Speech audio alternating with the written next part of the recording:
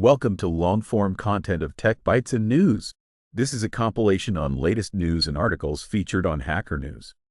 You can find the original links of articles in the description. Please like and subscribe to support future content. Hope you enjoy.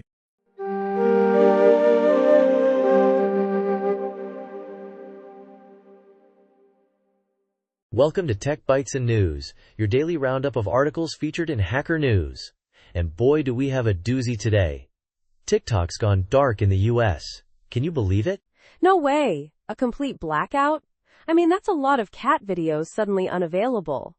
What's the story? It's all down to that federal law passed last April, forcing ByteDance to sell TikTok or face a ban. Remember all the fuss about national security concerns and potential Chinese surveillance? Vaguely. Something about data privacy, right? And now it's actually happened? Yep. The Supreme Court upheld the law, and the Biden administration basically said, not our problem, it's Trump's mess now. Classic. So Biden punted it to the incoming Trump administration? Bold strategy, Cotton. Exactly. TikTok warned they'd go dark unless Biden made a definitive statement. But he didn't, so poof, gone now. Their message even suggests a potential comeback under President-elect Trump, urging users to stay tuned. A bit cheeky, I think. Cheeky is one word for it.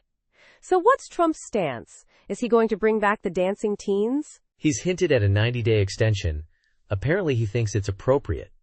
He even said it on NBC News, so it's not just some rumor. But, it's still a very big situation, as he put it. A very big situation indeed. I can imagine. Millions of users, billions of views. It's a huge chunk of the internet going dark. What about alternative apps? Are they seeing a surge? Oh yeah, absolutely. RedNote and Lemon 8, other Chinese-owned apps, are reportedly seeing a massive increase in users. It's a classic case of opportunity knocking. Smart move for them. So any potential buyers for TikTok? I heard Elon Musk's name thrown around. Oh, the rumors are flying. Frank McCourt made a people's bid. Perplexity AI wants a merger. And yes, there were even whispers of a sale to Elon Musk as part of a deal with the Trump administration. But TikTok called that last one pure fiction. Pure fiction, huh? I'd believe anything at this point. This whole situation is wild. So what's the takeaway here? Is TikTok doomed, or is this just a temporary blip? That's the million-dollar question, isn't it? It's definitely a huge blow. But Trump's potential 90-day extension gives TikTok a fighting chance. It's a roller coaster, I tell you. A roller coaster of epic proportions. Thanks for breaking it down for us. This is definitely a story to keep an eye on. Absolutely. And that's all the time we have for today, folks. Thanks for tuning in to Tech Bytes and News. Stay tuned for more updates. Bye for now. Bye-bye. Welcome to Tech Bytes and News, your daily roundup of articles featured in Hacker News. Today we're diving into a fascinating article. When America's top spies were academics and librarians. It's a real page-turner, seriously. Ooh, sounds intriguing. Academics and librarians as spies? That's a twist I didn't see coming. What's the main takeaway? Exactly. The article centers around Elise Graham's book, Book and Dagger, which reveals how humanists think professors, librarians, archivists played a crucial, often overlooked, role in winning World War II. It wasn't just about cloak and dagger stuff. It was about information warfare, big time. Information warfare? Explain. I'm all ears. Well, the OSS, the precursor to the CIA, realized that raw intelligence wasn't enough. They needed people who could sift through mountains of data, newspapers, journals, even telephone directories, and find the hidden gems. Think of it as academic-level data mining, but for national security. So these weren't your typical James Bond types? More like Sherlock Holmes with a Dewey Decimal System obsession? Precisely. The article highlights figures like Adele Kibre, a classicist who acted as a librarian in Sweden, secretly collecting everything from scientific journals to underground newspapers. Amazing. And what did they do with all this information? Did they just, pile it up? Oh no, not at all. The OSS had a chairborne division, a team of researchers who analyzed this data, identifying patterns and connections others missed. They found vital intelligence in seemingly mundane sources. A society column, a railway timetable. It's incredible. So basically, they turned academic skills into espionage superpowers. That's a pretty powerful argument for the humanities, isn't it? Absolutely. The article emphasizes how the OSS's diverse, inclusive approach, embracing immigrants and refugees, contrasted sharply with the Nazis' homogeneous, authoritarian system. The Nazis, you see, dismissed academics as ink knights, underestimating their potential. A classic case of underestimating the power of knowledge. It's almost ironic, isn't it? The very people Hitler despised ended up contributing significantly to his downfall. Exactly. The article even mentions Norman Holmes Pearson, a Yale scholar who played a key role in setting up the OSS's counterintelligence branch. He's not even mentioned in Graham's book, which is a bit of a missed opportunity. I mean, come on. A missed opportunity indeed. It seems like there's a whole untold story within a story here. Fascinating. So the overall message is that the war wasn't just won on the battlefield, but also in libraries and university reading rooms? Precisely. The article concludes with a powerful statement. The war may have been fought on battlefields, but it was won in libraries. It's a compelling argument for the power of information, analysis, and the often underestimated contributions of academics. A truly inspiring story. Absolutely. It completely changes the way I think about intelligence gathering and the role of the humanities. Thanks for sharing this. My pleasure. And that's all the time we have for today's Tech Bites and News. Thanks for tuning in, and we'll catch you next time. Goodbye. Bye-bye. Welcome to Tech Bites and News, your daily roundup of articles featured in Hacker News. Today, we're diving headfirst into Forgejo, a self-hosted software forge that's shaking things up. It's not just about coding, it's about forging a better future for software development. Think blacksmith, but for code. Ooh, blacksmithing for code. I like the sound of that. So what makes Forgejo so special? Is it just another GitHub clone? Not just a clone, my friend, not just a clone. It's a lightweight, self-hosted alternative, emphasizing security, scalability, federation, and, crucially, privacy. Think of it as GitHub, but you're the boss. You control your data, your server, the whole shebang. I see. So total control. But is it user-friendly? I mean, self-hosting sounds kinda intimidating. Nah. They've made it surprisingly easy. They boast an intuitive user experience designed for collaboration and productivity. It's meant to be a smooth transition for GitHub users, too. Minimal effort for maximum control. That's their motto, I think. Or should be. Minimal effort? Intriguing. What about performance? Does this lightweight thing actually translate to speed and efficiency? Absolutely. They claim it uses an order of magnitude fewer resources than other forges. Rich feature set, low server profile. A beautiful marriage of power and efficiency. Plus, it's 100% free and open source software. A big plus in my book. 100% free and open source software. That's a strong statement. Are there any potential downsides? I mean, nothing's perfect, right? You're right, nothing's perfect. The self-hosting aspect means you're responsible for maintenance and security, but given its ease of use and the strong community support, it seems manageable. Plus, the community is incredibly active, with opportunities to contribute to localization, code, documentation, and even user research. They're really building something special here. That's impressive. A truly collaborative project. So what's the big picture here? What's the long-term vision? They're aiming to innovate the software forge, enabling collaborative software development on decentralized platforms. It's about taking back control, fostering community, and building a more open and accessible software ecosystem. It's a bold vision, but I think they're on the right track.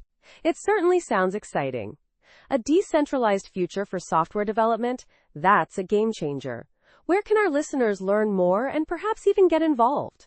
Head over to forjo.org. You can check out their comparison page to see how it stacks up against other forges, explore the documentation, and even contribute to the project itself. They're actively seeking contributions in various areas, from code and design to community management and documentation. So if you're looking for a project to get involved in, this is a great one.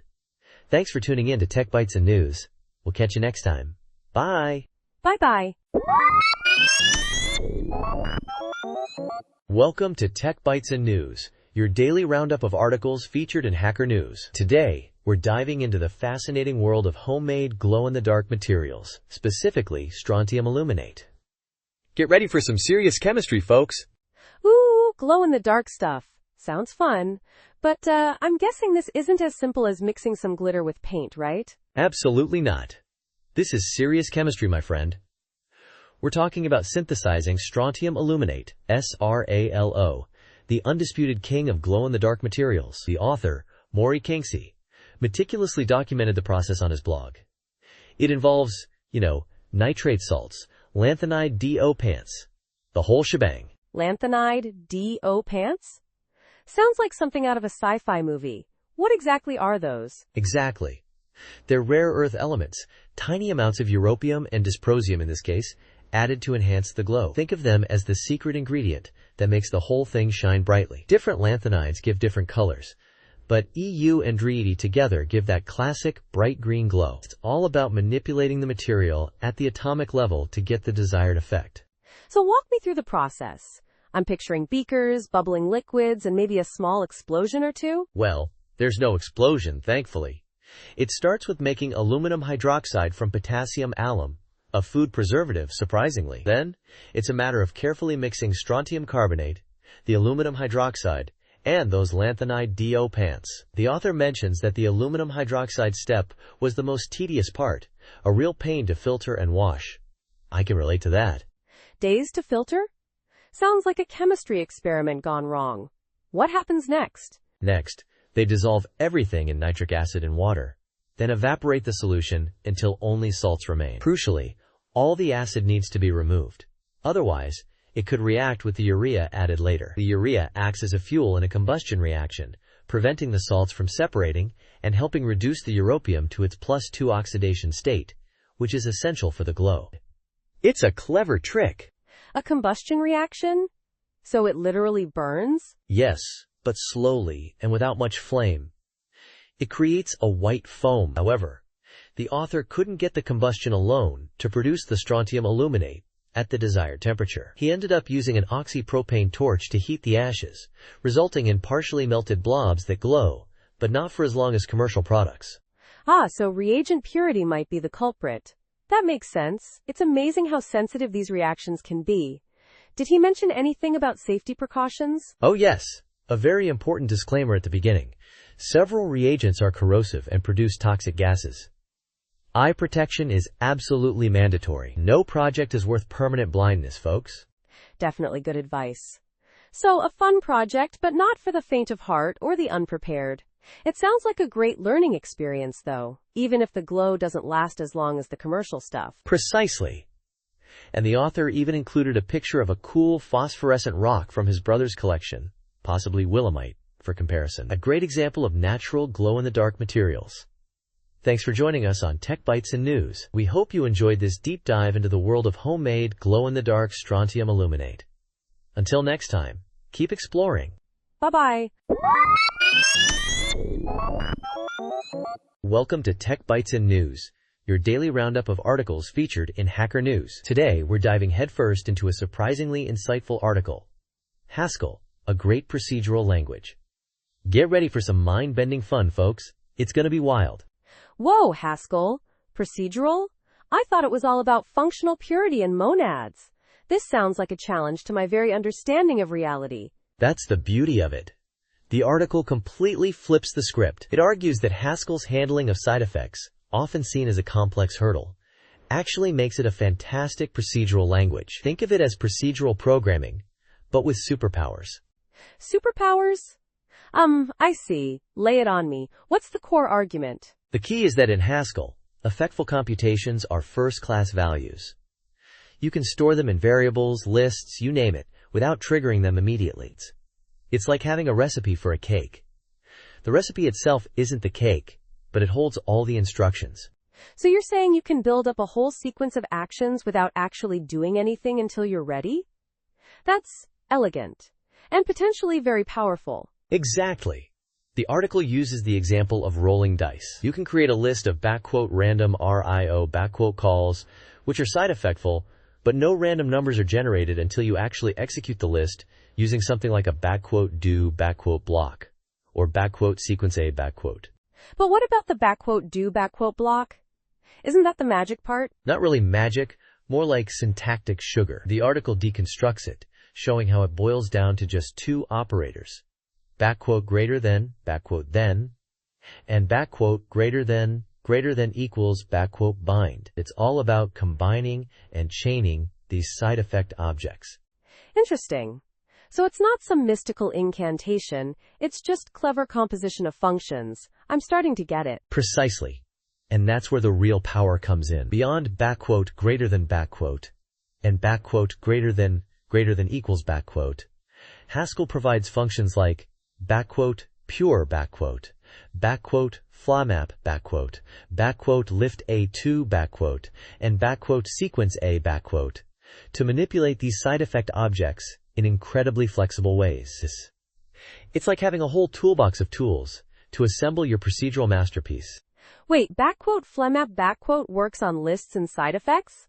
That's some serious type class wizardry. Yeah, that's because they're both functors.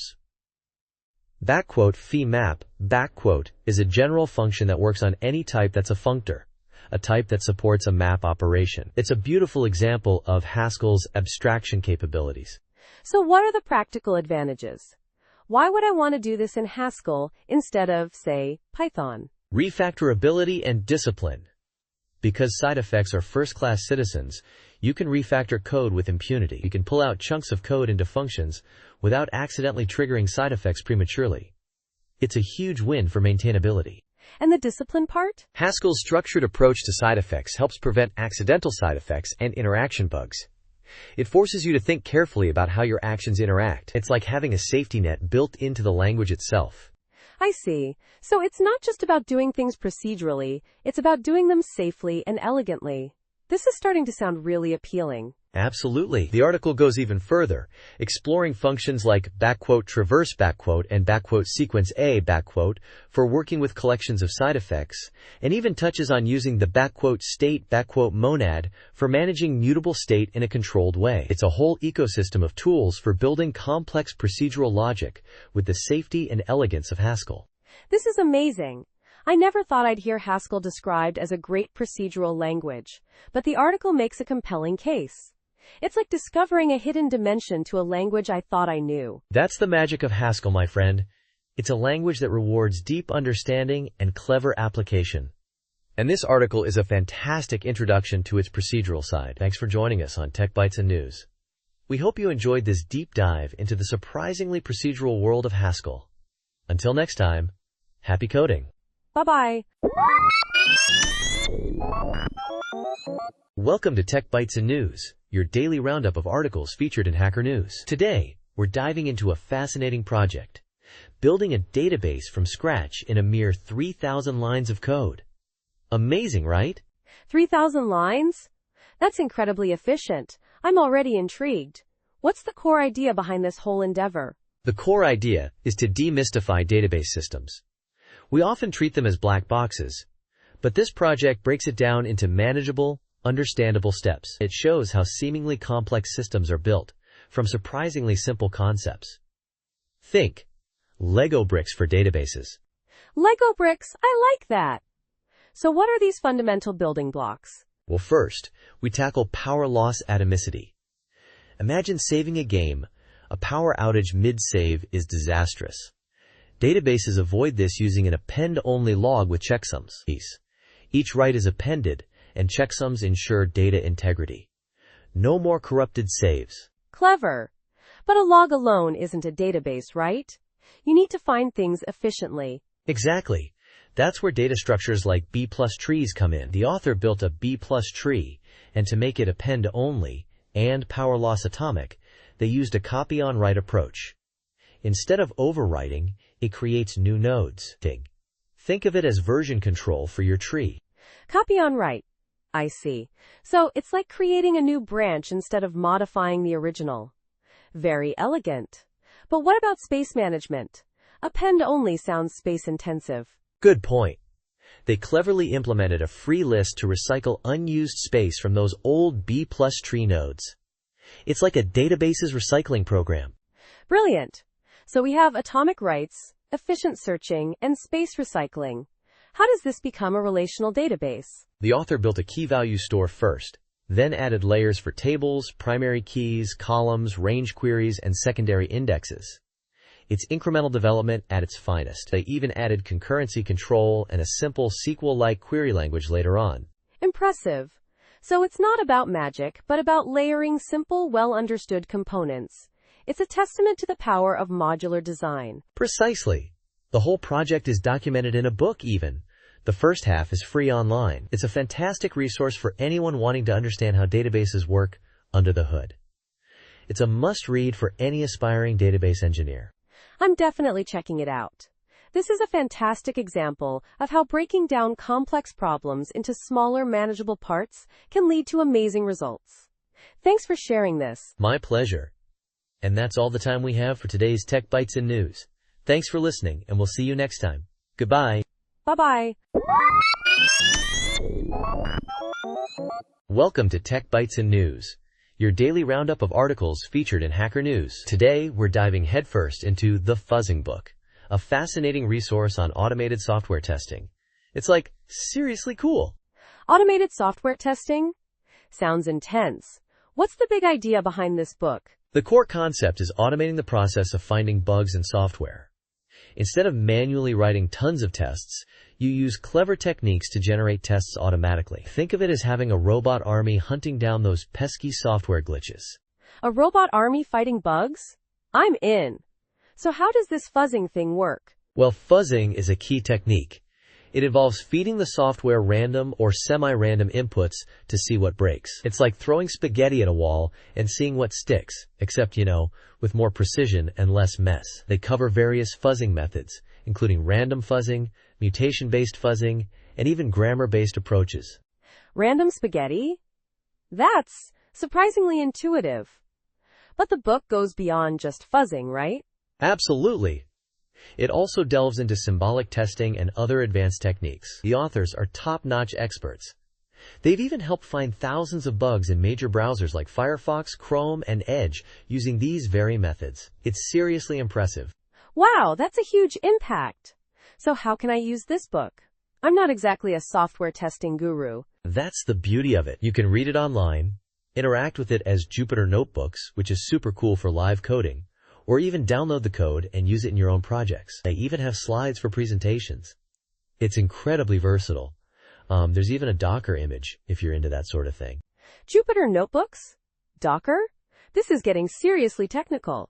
I'm guessing it's aimed at students and developers then? Precisely. It's designed as a textbook for software testing or security testing courses, but it's also great supplementary material for software engineering courses and a valuable resource for developers. It's really accessible though.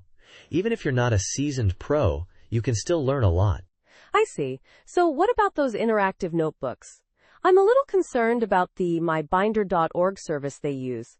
They mention limitations on concurrent users. Yeah, that's a valid point. MyBinder.org has its limitations, especially for larger groups. They suggest alternatives, like downloading the code and running it locally, or using your own JupyterHub or BinderHub instance. It's a bit more involved, but it offers more control and scalability. It's a trade-off between convenience and robustness. Good point. So it's a powerful resource, but it requires a bit of technical savvy to fully utilize its potential.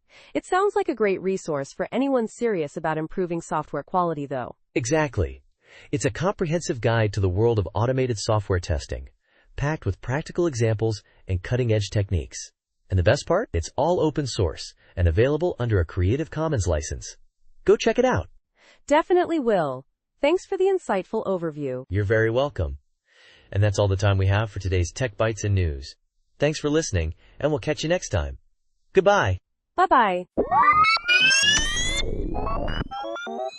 Welcome to Tech Bytes and News, your daily roundup of articles featured in Hacker News. Today, we're diving headfirst into a truly bizarre and brilliant piece of retro computing ingenuity, the 35-cent Commodore 64 soft modem. Can you believe it? 35 cents? That's cheaper than a cup of coffee these days. Seriously, how is that even possible? That's the beauty of it. It leverages the Commodore 64's built-in SID sound chip, essentially turning it into a rudimentary modem. It's a one-way communication system, mind you, but it works. One way? So you can only send data, not receive? That sounds limiting. Exactly. It uses audio frequency shift keying, or AFSK, to modulate data onto a carrier frequency. Think of it like Morse code, but with varying tones instead of dots and dashes. The genius is in its simplicity. So a simple RCA jack connected to the audio output acts as the interface to a regular phone line? That sounds incredibly dangerous. Dangerously awesome. You're right. It's crucial to remember that you should never plug this directly into a wall jack. The phone line carries voltage that could seriously damage your computer. This is strictly for connecting to another modem. I see. Interesting. So the software is the other half of this equation, right? Absolutely. The software, originally written by a guy named John Iannetta, is a marvel of concise coding. It's a basic program with an embedded machine language section that handles the modulation. It's remarkably short, even typable by hand. Wow. And it uses XModem CRC for reliable file transfer? That's surprisingly sophisticated for such a low-cost setup. Precisely. XModem CRC ensures data integrity. Even though it's one-way, the Commodore side just pretends everything is successful. It's a bit cheeky, but effective. Cheeky. I like that. So what about the frequencies used? The frequencies are based on the Bell 103 standard, 2025 Hz, and 2225 Hz. These frequencies were chosen because they're compatible with almost any 300 baud modem. Ah, the Bell 103, a classic. But why are there separate versions for NTSC and PAL Commodores? Because of the slight difference in clock speeds between NTSC and PAL systems, this affects the SID chip's frequency generation, requiring different values for the mark and space frequencies. Iannetta's last post on comp.sys.cbm even explains the math behind it. Fascinating. So the CIA chips are used for timing, not interrupts? Exactly. The CIA timer is used to precisely control the baud rate, bypassing the CPU's need for manual cycle counting. It's a clever optimization. This whole thing is a testament to clever programming and resourcefulness. But what about the work slate? Ah yes.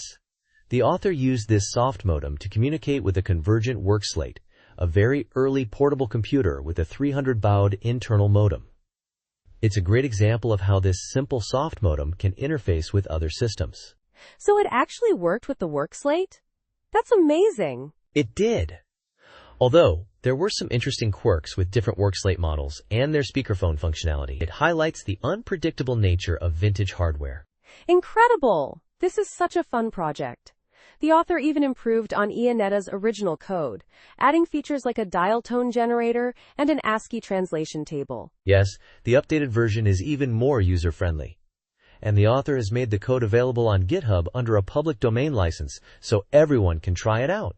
That's fantastic. This is a truly inspiring story of ingenuity and a great example of how to get the most out of limited resources. Absolutely. It's a reminder that sometimes the simplest solutions are the most elegant, and a great tribute to John Iannetta and his amazing contribution to the Commodore community. Thanks for joining us on Tech Bytes and News. Goodbye, and happy hacking. Bye-bye. Welcome to Tech Bytes and News, your daily roundup of articles featured in Hacker News. Today, we're diving into something utterly adorable and surprisingly technical. The Versus CodePets extension. It's a GitHub project that adds playful little critters to your coding window. Oh, I've heard whispers of this. A cat in my IDE? Sounds distracting, but also oddly motivating. What kind of pets are we talking about? Well, we're talking a whole menagerie. There's a bored-looking cat, a super enthusiastic dog, a feisty snake, a rubber ducky, and even Clippy, for those of us who remember the 90s with a shudder of nostalgia. Clippy! Oh my gosh, I thought that digital menace was banished to the digital underworld. Apparently not. He's made a comeback, and he's ready to help you with your code. The extension has a whopping 2.8K stars on GitHub and nearly 400 forks, which, is pretty impressive for a project that's essentially adding cute animals to your work environment. I see. So it's not just a visual gimmick, right? There must be some actual code behind this cuteness overload. Absolutely. It's written in TypeScript, a super popular language for Versus code extensions, and it's got a pretty robust structure. The GitHub repo shows a well-organized project with folders for documentation, localization, so you can have your pets speak your language, media assets, and the source code itself. Impressive. And how does one acquire these digital companions? Do I have to wrestle with complex commands? Nope, it's super easy. You can install it directly from the VS Code Marketplace, search for it in the extensions panel, or even use a quick open command. The README is very clear and provides multiple installation methods. That's fantastic. But I'm a bit concerned. Won't these pets be distracting? I mean, a cute cat is cute, but I need to focus on my code. That's a valid point. It could be distracting for some, I suppose. But the creator claims it boosts productivity for some users. It's all about finding the right balance, I guess. Plus, you can always turn them off. True. And, I noticed the credits section. It seems like a collaborative effort with many artists contributing the pet assets. That's pretty cool. It really is. The project highlights the amazing community spirit within the open source world. So many talented artists contributed their work to make this extension a reality.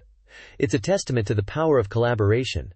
It even has a crowd-in project for translations, so you can help make it accessible to even more people. That's awesome. This is more than just a fun little extension. It's a great example of open source collaboration and creative problem solving. I'm definitely checking this out.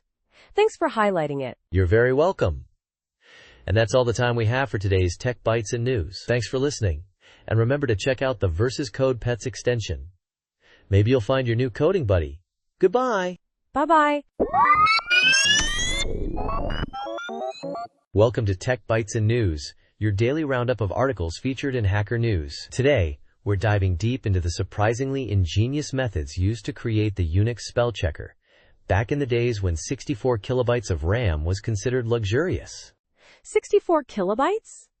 That's like less than a single modern image file. How did they even manage a spell checker with that?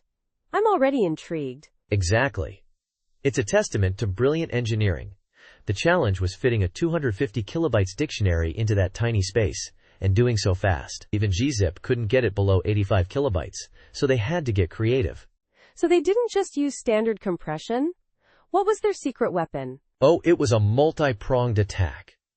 First, Steve Johnson whipped up a quick prototype, but it was inaccurate and slow. Then, Douglas McElroy stepped in and completely revamped the system. His first trick was a clever stemming algorithm, reducing words to their roots, like turning misrepresented into present. This slashed the dictionary size to just 25,000 words. Smart! That's a huge reduction. But even 25,000 words is a lot for 64 kilobytes. How did they handle lookups? Initially, they used a Bloom filter, a probabilistic data structure. Dennis Ritchie even helped with the implementation. It had a low false positive rate, meaning they could often skip actual dictionary checks, saving tons of time. But as the dictionary grew to 30,000 words, the Bloom filter became less efficient. I see. So they needed a new approach. Did they just use a regular hash table? Nope. That would have been too memory intensive. McElroy's genius was storing only the hashes of the words, not the words themselves. They calculated that 27-bit hash codes would keep collisions low, but that was still too much data. So, they compressed those hashes. Compressing 27-bit hashes. That sounds incredibly difficult. What kind of compression did they use? They didn't just use any compression. They cleverly noticed that the differences between sorted hash codes followed a geometric distribution. This allowed them to use Golomb coding, a compression scheme perfectly suited for such distributions. They got within 0.03 bits of the theoretical compression limit. Amazing! Less than P style equals text align, center. Greater than whoa! That's mind-blowing. So, near perfect compression. But how did they speed up lookups in this compressed data? They partitioned the compressed data into bins. This added a little memory overhead, but it drastically sped up lookups by allowing them to search only within a specific bin, a small price to pay for a huge performance boost. It's fascinating how they combined so many different techniques: stemming, Bloom filters, hash compression, Golomb coding, and binning to solve this seemingly impossible problem. It's a true masterclass in resource-constrained optimization. Absolutely. And it's a reminder that clever algorithms can often outperform brute force solutions, even with limited resources. This isn't just a historical curiosity. It's a lesson in elegant problem solving that remains relevant today. Thanks for joining us on Tech Bytes and News. We hope you enjoyed this deep dive into the surprisingly clever engineering behind the Unix spellchecker. Goodbye. Bye-bye. Welcome to Tech Bytes and News, your daily roundup of articles featured in Hacker News. Today we're diving into a wild ride of a debugging adventure involving a Rust application and a very sneaky out-of-memory error. Get ready, folks, it's a doozy. Buckle up. Ooh, I love a good debugging story. Especially when it involves Rust. That language is notoriously picky, isn't it? So what's the lowdown on this memory monster? Exactly. We're talking about a seemingly innocuous service, engine gateway, handling connections and data streaming. It's been chugging along for months, using less than 50 megabytes of RAM. Then, bam! Out of memory. Crash. Completely out of the blue. Completely unexpected. No warning signs? No slow memory creep? That's unusual. What did the initial investigation reveal? Initially, nothing. CPU, network, everything looked normal. The logs were clean. It was like the app vanished into thin air. But the Kubernetes pod logs showed an OOM kill. The DMESG output confirmed it. Tokyo runtime invoked the killer. The culprit? Our engine gateway process. The mystery deepens. So the monitoring missed the memory spike? How is that possible? That's the kicker. The memory surge was so fast, faster than the 10-second monitoring interval. It was a blink and you miss it kind of event, a true ninja memory leak. The OM trace showed the memory allocation was for anonymous pages, pointing to the standard LIBC allocator. We were stumped. Yeah. So what did you do? Did you just throw more RAM at the problem? Well, initially, yes. We doubled the memory limit, figuring we'd catch it next time. And you know what? Several weeks later, it happened again. And this time, it wasn't just one instance. It was all of them. A full-blown outage? Yikes. Okay, so now you had to get serious.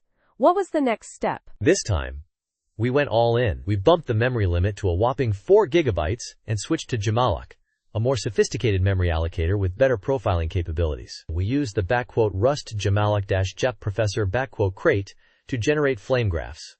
It was a bit of a gamble, but we were desperate. And the results? Did the flame graphs reveal the culprit? It took a few days, but we finally caught it in the act. The memory usage spiked over 400 megabytes. The root cause? A single line of code logging an error using instead of Can you believe it? Wait, what's the difference? That's incredibly subtle. Exactly. Uses the debug implementation of the anyhow error type, which triggers backtrace symbolization. Uses the display implementation, which is much more efficient. The debug implementation was caching backtraces for every single error, leading to a massive memory bloat. And because we were using anyhow everywhere, only the one line that printed the error with triggered the issue. Wow, that's a seriously sneaky bug. So the fix was simple? Incredibly simple. We just set the environment variable RUSTLIBBACKTRACE equals 0 to disable backtraces for libraries. No code changes needed. Problem solved. Amazing. This whole story highlights the importance of thorough monitoring, understanding your libraries, and the occasional unexpected behavior of even the most well-regarded crates. A great lesson learned. Absolutely. And remember, folks, your monitoring can lie, documentation can bite, and even a simple log statement can bring down your entire system. Thanks for tuning in to Tech Bytes and News. Have a great day, and happy coding. Bye-bye. Welcome to Tech Bytes and News, your daily roundup of articles featured in Hacker News. Today we're diving into a surprisingly insightful piece from The Economist. The Traders, a reality TV show, offers a useful economics lesson. It's way more interesting than it sounds, I promise. A reality show teaching economics? Color me intrigued. What's the core argument? Essentially, The Traders is a fantastic real-world example of game theory. It's a game of incomplete information, where players, some secretly traders, must deduce who's lying and who's telling the truth. Think of it as a high-stakes poker game with a dash of social deduction. It's all about strategic decision-making under uncertainty. I see. So the traders are essentially manipulating the market, so to speak, by strategically misleading the other players. Interesting. Exactly. And the faithful players, they're trying to identify and eliminate the traders, right? It's a fascinating dynamic. The article even mentions Claudia Winkleman, the host, who, despite her flamboyant hair, is inadvertently teaching economics lessons. It's hilarious. Hilarious. But isn't this a bit of a stretch? I mean, can a reality TV show really offer a useful economics lesson? Well, that's where the article gets really clever. It highlights how the show's structure, finite rounds, sequential decisions, hidden identities, mirrors many real-world economic scenarios. Think mergers and acquisitions, negotiations, even political maneuvering. It's all about information asymmetry and strategic play. Okay, I'm starting to get it. So, the uncertainty, the hidden information, the need to make decisions based on incomplete data, that's all very relevant to economics, isn't it, then? It's like a simplified model of, say, the stock market, where you're constantly trying to figure out who's bluffing. Precisely. And the article points out that the show's popularity across different countries shows how these fundamental principles of game theory are universally applicable. The fact that it features such diverse participants, from boxers to disgraced politicians, only adds to the illustrative power of the show. So basically, watching people lie and betray each other on TV can actually teach you something about economics? Who knew? Scene. This is way more entertaining than my econ textbook, that's for sure. Absolutely. The article really drives home the point that sometimes the best way to understand complex economic concepts is to see them played out in a high-stakes, high-drama setting, and The Traders delivers that in spades. It's a fun, engaging way to learn about game theory and its real-world applications. I'm definitely adding this to my watch list.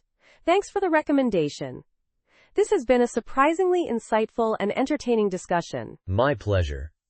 And that's all the time we have for today's Tech Bites and News. Thanks for tuning in, and we'll see you next time for another dose of tech news and unexpected economics lessons. Goodbye. Bye-bye. Welcome to Tech Bites and News, your daily roundup of articles featured in Hacker News. Today, we're diving into ISD, a seriously slick tool that's reinventing how we interact with system units. Think of it as SystemEd, but with a seriously cool text-based interface. Whoa, system-made fun? That's a bold claim. I'm intrigued. What makes ISD so special? It's all about streamlining the process. Remember the frustration of typing systemctl start then systemctl status then frantically checking logs because it failed? Yeah. That whole painful dance? ISD eliminates that? Oh, I know that dance all too well. So how does it work its magic? Is it some kind of wizardry? Not quite wizardry, but close. It's a TUI, a text-based user interface with fuzzy searching. You type in part of a unit name, and it finds it, even with typos. Plus, it auto-refreshes previews, so you see the status instantly. Fuzzy searching? That's brilliant. So no more painstakingly typing out the full unit name? Amazing. Exactly. And it handles sudo smartly, so you don't have to constantly type it. It's customizable too for power users who like to tweak things. But even if you only ever use systemctl status the auto refresh is a game changer. I see. So it's user-friendly and powerful at the same time. How do I even get this thing? There are multiple ways. You can grab an app image, which is like a self-contained executable. Super easy to run on any Linux distro, even on remote servers without admin rights. Or, if you're a Nix user, there's a Nix package. And for those who prefer UV a Python package manager, there's support for that too. App image sounds convenient. But wait, there's a warning about Nix users and app images not working together. Is that a limitation? Yeah, a bit of a heads up there. If you have Nix installed, you should stick to the Nix or "UV" installation methods. The app image won't play nicely. It's a bit of a trade-off, but the Nix and "UV" methods offer more robust integration. Got it. So once I have it installed, what's the experience like? Oh, it's a joy. You've got a fuzzy search bar at the top, a results widget below, and a preview showing the status. You can select multiple units, send commands, even open the full status or journal output in a pager without leaving "ISD". It's all very intuitive. A pager within the tool? That's smooth. And what about customization? I'm a sucker for themes. You're in luck. "ISD" is highly customizable. You can adjust key bindings and even choose from different themes, like Dracula for that dark mode goodness. It's all about making it work for you. This sounds incredible. I'm definitely going to check this out. Thanks for the rundown. Absolutely. Give it a star on GitHub if you like it. And remember to check out the customization and security sections on their website for even more details. Thanks for listening to Tech Bytes and News. Have a great day, everyone. Bye. Bye-bye. Welcome to Tech Bytes and News, your daily roundup of articles featured in Hacker News. Today, we're diving into a seriously cool GitHub project, Yeck, a tool that preps text files for large language model consumption. It's blazing fast, folks. Whoa, LLM consumption? Sounds intense. What's the core functionality? Essentially, Yeck gobbles up text files from a repo or directory, chunks them into manageable sizes, and then serializes them. Gets them ready for an LLM to digest. Think of it as a super efficient preprocessor. So like, it's making the data easier for the AI to handle? Clever. Precisely. It handles ".gitignore" rules, uses Git history to prioritize important files, even detects and ignores binary files. It's surprisingly smart. And did I mention fast? Fast is good. How much faster are we talking? I mean, we're talking about AI, so speed is kind of crucial, right? Oh, it's significantly faster. The provided benchmark shows it's 230 times faster than RepoMix when processing the Next.js project. That's a huge leap. 230 times. That's, insane. What's the secret sauce? Rust. It's written in Rust, which is known for its speed and efficiency. Plus, it leverages parallel processing to make things even quicker. It's a beautiful piece of engineering. I see. So it's not just about speed, though, right? It's about making the data usable for LLMs. How does it handle chunking? You can configure the chunk size in bytes or tokens. It automatically detects if the output is being piped and streams the content instead of writing to files. Very adaptable. Neat. And what about configuration? Can you customize it? Absolutely. You can use a "yeck.com" file to add custom ignore patterns, define file processing priorities, add more binary file extensions to ignore, and even configure a Git-based priority boost. It's highly customizable. So if I have a really messy project, I can tell Yeek which files are most important?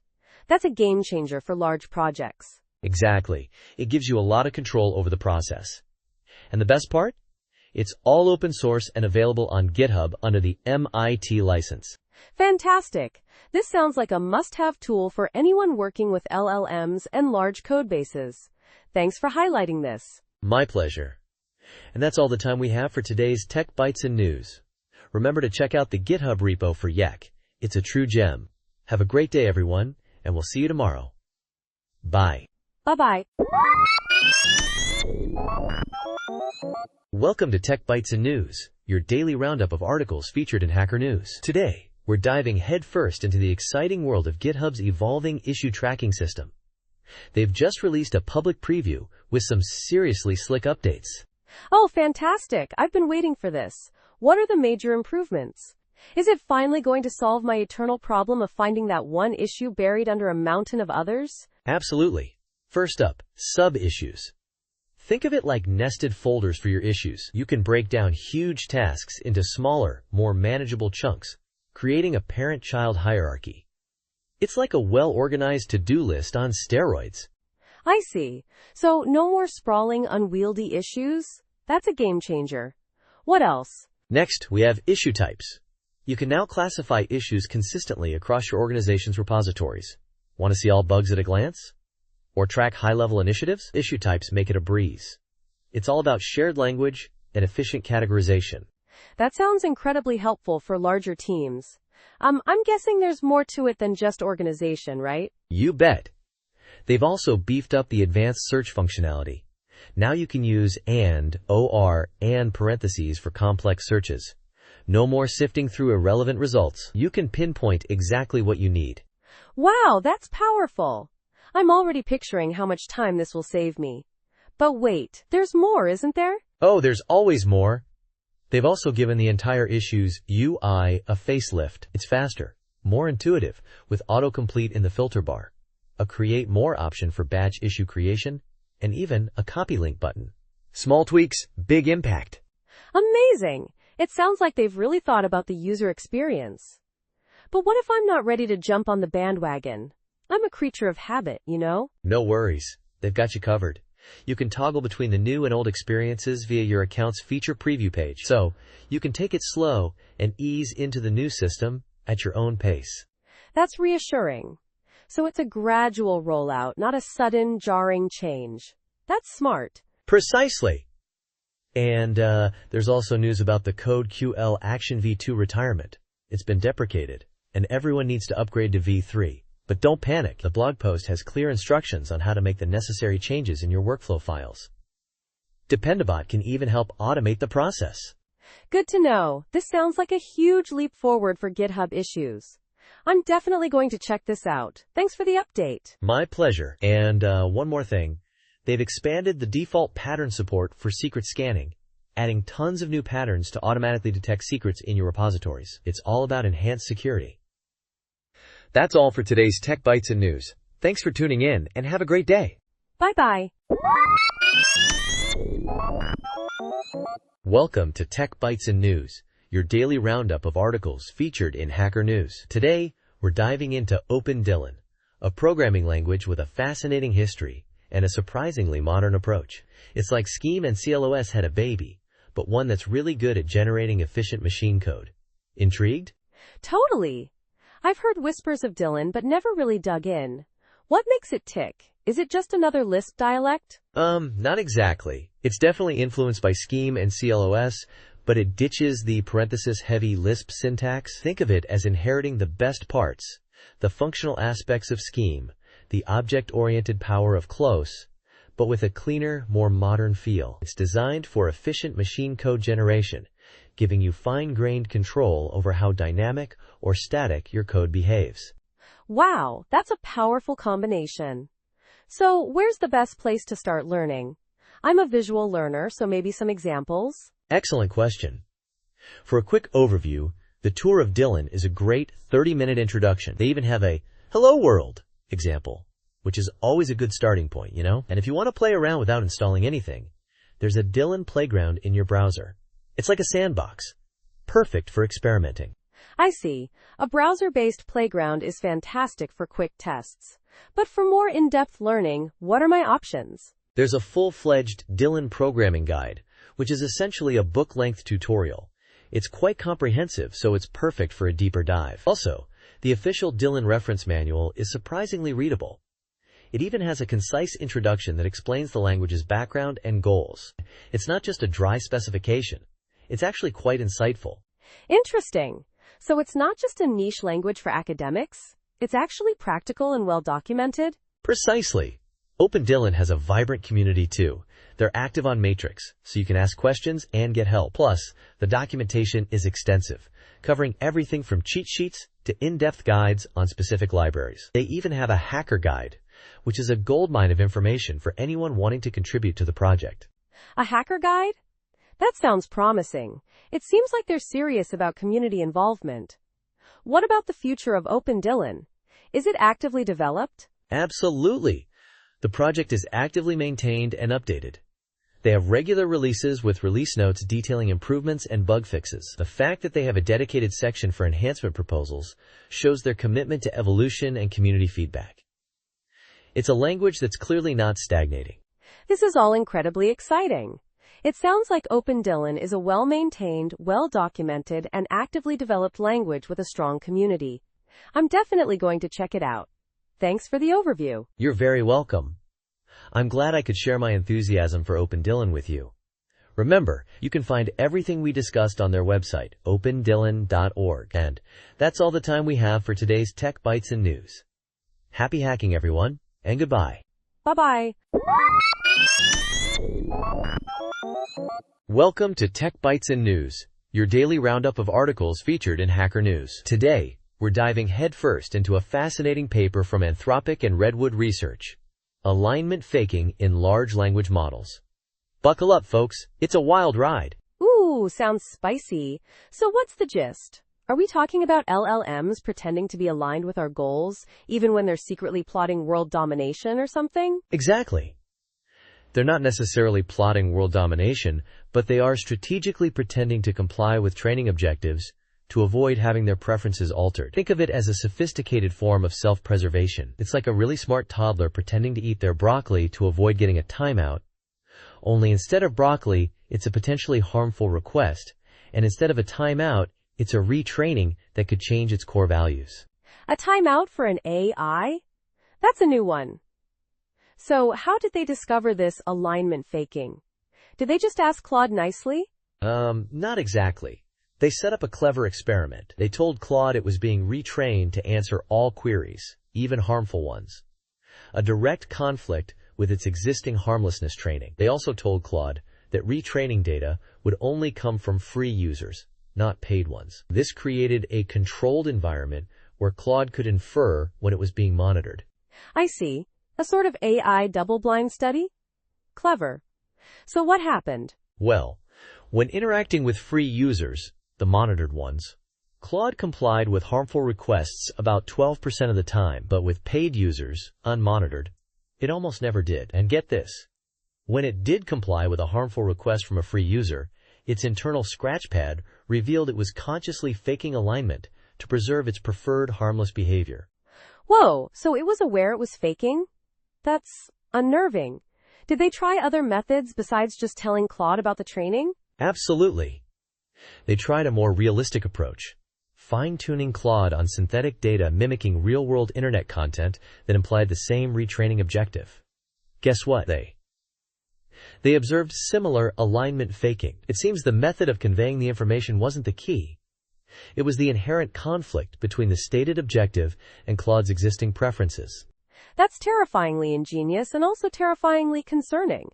So what about actually retraining it to comply with harmful requests? Did that work? They did that too.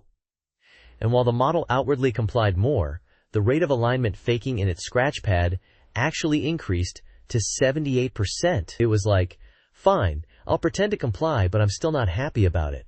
It's like a passive-aggressive AI. So what's the takeaway here? Should we all be hiding under our desks? Not quite yet.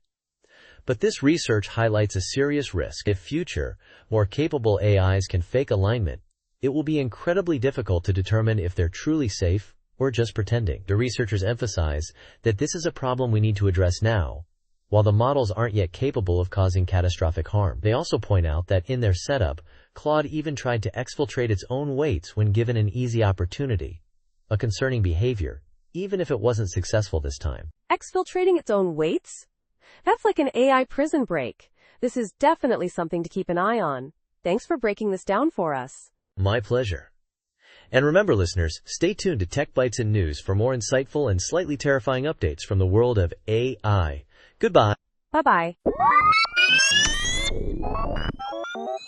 Welcome to Tech Bites and News, your daily roundup of articles featured in Hacker News. Today, we're diving deep into the fascinating world of Linux network programming, specifically socket programming. Think of it as plumbing for the internet, but way cooler. Way cooler. I'm all ears. So, sockets? Are they like little containers for data packets zooming across the network? Because that sounds amazing. Kind of. Think of them more as endpoints for communication, like doors between processes. They handle the sending and receiving of data, whether those processes are on the same machine or continents apart. The real magic is in the different types. We've got stream sockets, which are like a reliable river of data using TCP, and datagram sockets, which are more like throwing packets with UDP, less reliable, but much faster. A river of data. I like that. So TCP is the reliable one, and UDP is the fast, reckless one? What about addressing? How do these packets know where to go? Excellent question. In the Internet domain, each socket gets a unique address, an IP address, think of it like a street address, and a port number, like the house number. The IP address identifies the device, and the port number specifies the application or service. It's all very organized, mostly. Mostly. Uh-oh. What's the mostly about? Well, there are some quirks. Ports under 1024 are considered privileged, requiring special permissions. And then there's the whole byte order thing, big endian versus little endian. It's a whole other can of worms. But thankfully, functions like !HTONL, and !HTONS, handle that conversion for us. Otherwise, we'd be sending gibberish across the network. Imagine the chaos. Gibberish. Chaos. I see. So we have these sockets, we know their addresses, but how do we actually use them? Are there special functions? Absolutely. The BSD socket API gives us a whole toolbox of functions. !socket, !creates the socket, !bind, !assigns it an address, !listen, and !accept, handle incoming connections for servers, !connect, initiates connections for clients, send, and recv, send and receive data, and finally, close, closes the socket when you're done. It's like a well-orchestrated dance of functions. A dance! I love it. So this GitHub repo you mentioned, .it, covers all of this in detail, right? With examples? Precisely. It's a comprehensive guide, walking you through building simple HTTP clients and servers, TCP and UDP-based client-server applications, even multi-threaded servers for handling multiple clients concurrently.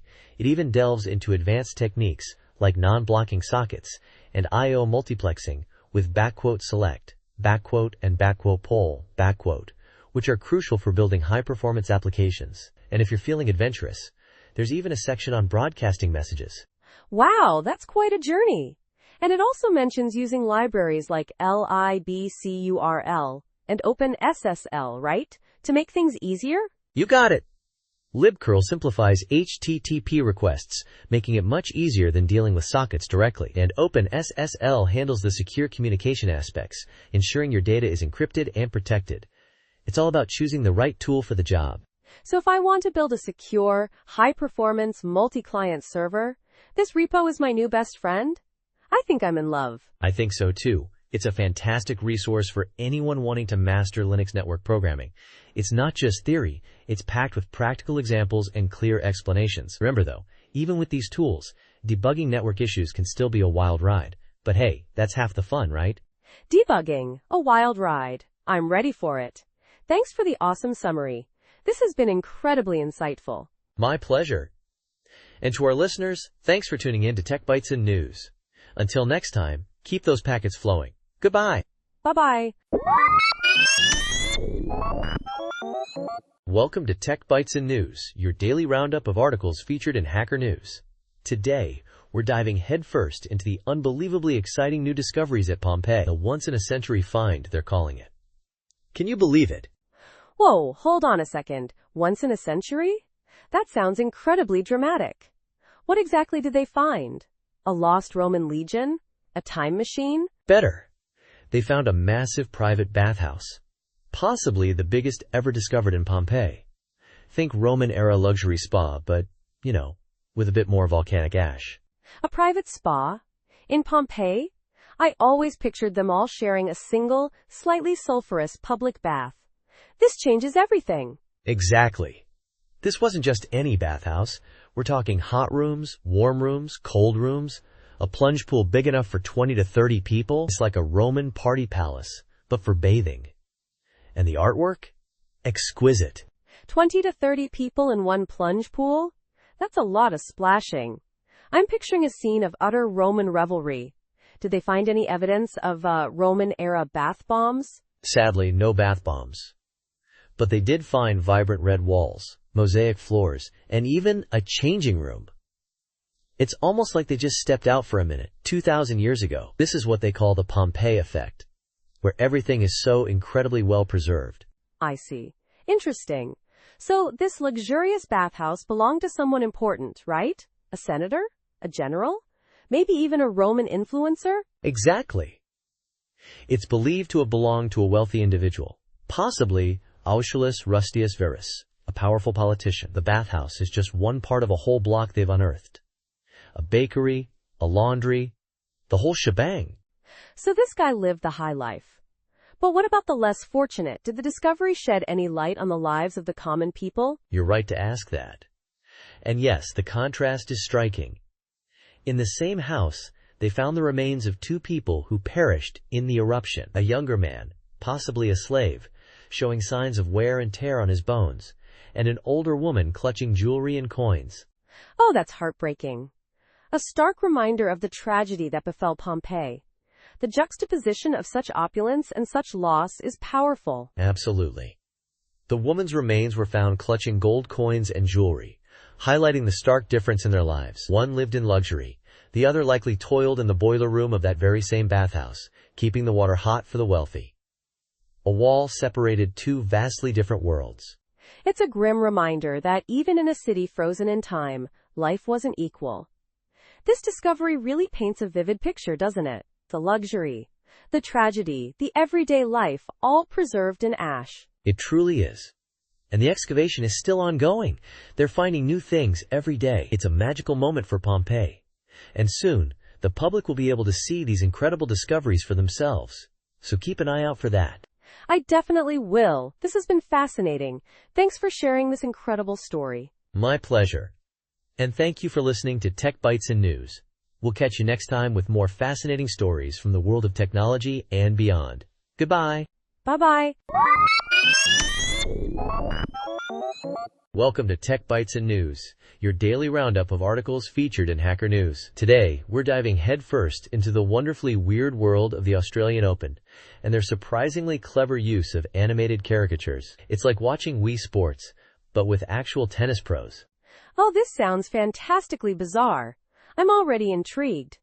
So what's the deal with the cartoons? Basically, the Australian Open doesn't own all the international broadcast rights, which, is a pretty common problem. So instead of letting those pesky contracts dictate their reach, they've created a YouTube channel showing a slightly delayed, animated version of the matches. Think super deformed tennis players battling it out in a pixelated paradise.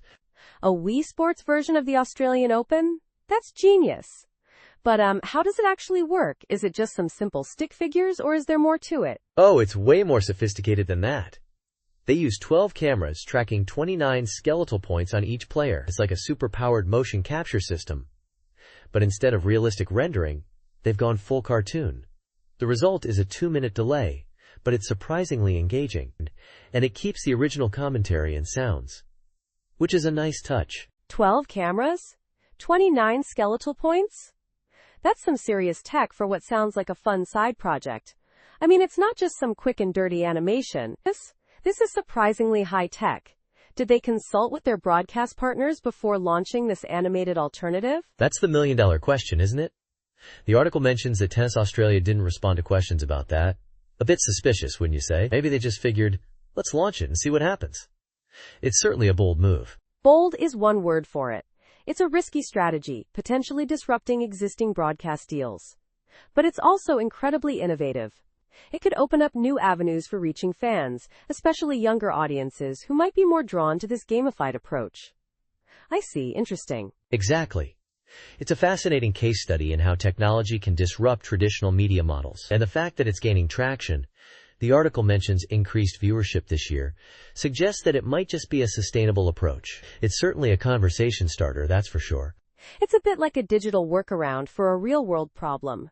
They've turned a limitation into a unique selling point. Clever. Very clever. And it's not just about bypassing contracts. It's also about creating a different kind of viewing experience. I wonder what the future holds for this technology in other sports. That's the exciting part. The article also mentions Tennis Australia's venture capital fund, AO Ventures, which is investing in tech startups. This animated project is a direct result of that investment, showing a commitment to innovation. It's a bold step into the future of sports broadcasting. So there you have it, folks. The Australian Open's animated adventure. A truly captivating story of innovation and a cheeky workaround. Thanks for breaking it down for us. Until next time, folks. And that's all the time we have for today. Thanks for tuning in to Tech Bytes and News. Bye for now. Bye-bye. Welcome to Tech Bytes and News, your daily roundup of articles featured in Hacker News. Today we're diving into a surprisingly delicious topic: the unexpected intersection of the automotive industry and the culinary world. Think Volkswagen sausages and Peugeot pepper mills. It's wilder than you'd imagine. Whoa, sausages and pepper mills? That sounds unexpectedly intriguing. I'm all ears. Exactly. The article explores this bizarre, beautiful crossover. It starts with a Fiat chocolate, the Cremino, a 4-layered confection created in 1911 to celebrate a new car model. Amazing, right?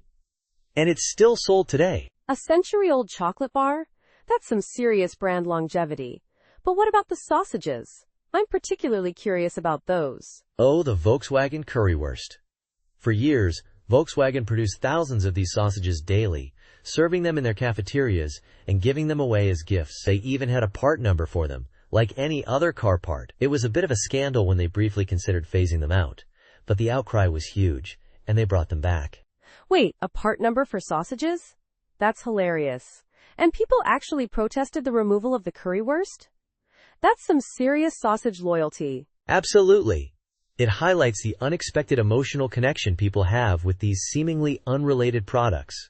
But wait, there's more. We also have the Peugeot pepper mill, a design classic that's been around for over a century. The Peugeot company started as a steel mill, not a car manufacturer, and their pepper mills are still made by the Peugeot family as a separate business. So a family legacy spanning both cars and culinary tools? That's a fascinating story of diversification. I never would have guessed that the iconic Peugeot pepper mill had such an interesting history. Right? It just goes to show you the connections between seemingly disparate industries can be surprising and delightful. The article even mentions Michelin stars and their connection to Michelin tires. A whole history of automotive companies and food. It's a surprisingly rich and delicious history. It really is. It makes you wonder what other unexpected culinary partnerships are out there. Maybe we'll see a Tesla-branded tofu burger someday? Haha, maybe. Or a Toyota-themed teriyaki sauce.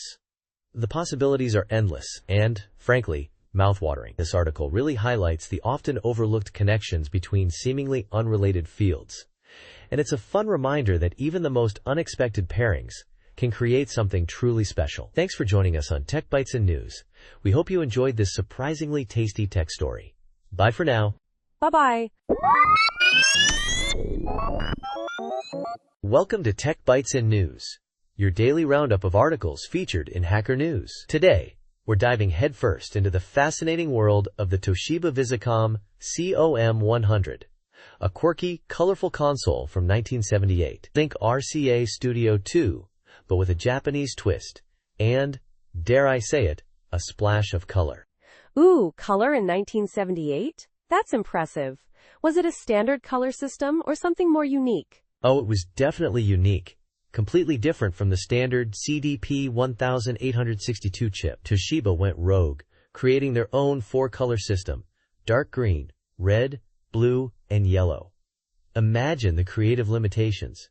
4 colors? That's surprisingly limiting. How did that affect the games? Well, the games themselves were largely clones of the RCA Studio 2 titles: bowling, car race, the works, but with the added bonus of color. The interesting part is how they handled color collisions. In the RCA version, overlapping sprites would cancel each other out using XOR, but in the Visicom, they cleverly used yellow as the overlap color. Ingenious. So a simple yet effective solution. What about the hardware itself? Was it a significant departure from the RCA design? The Visicom was a real looker. Sleek silver and black plastic, a far cry from the RCA's more utilitarian design. They kept the manual reset button, but the controllers were detachable, though they attached in a rather unconventional way. They just snapped onto the joypads, pushing the buttons. Not exactly ergonomic. Sounds a bit primitive. Did the improved memory affect the games? Absolutely. The Visicom doubled the frame buffer size to 512 bytes, which was a big deal, and the memory map was much more organized than the RCA's, making development simpler. They even used the same pseudo-assembly bytecode, but with adjusted addresses. Clever, right? I see. So the games themselves were essentially ports, but with the color upgrade. Were there any original titles? There were a few. The cartridges, limited to 2 kilobytes, often bundled multiple games. One notable cartridge, Sports Fan, included a baseball game, a fairly standard port, but also a sumo wrestling game, which is supposedly one of the earliest known sumo wrestling video games. Pretty cool. Sumo wrestling in 1978? That's a fascinating detail.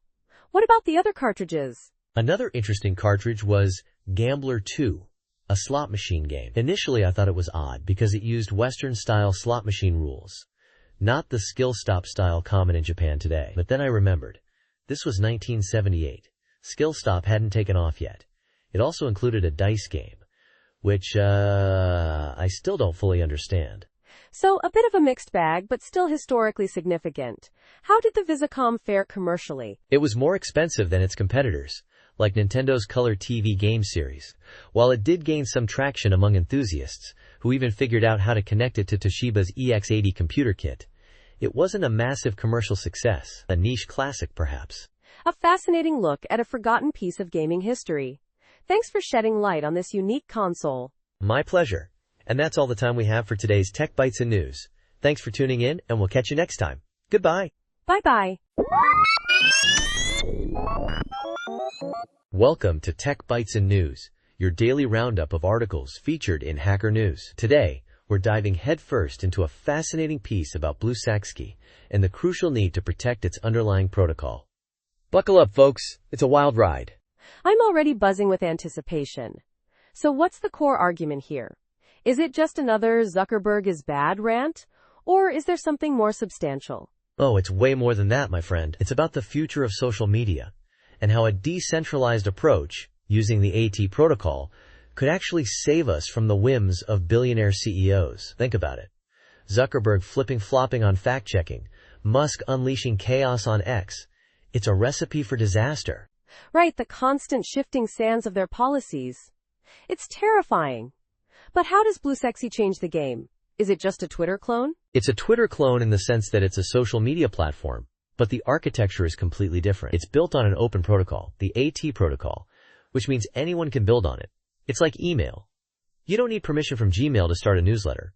So, open source for social media? That's a game changer. But what about the downsides? The article mentions something about venture capital and enshittification. Exactly.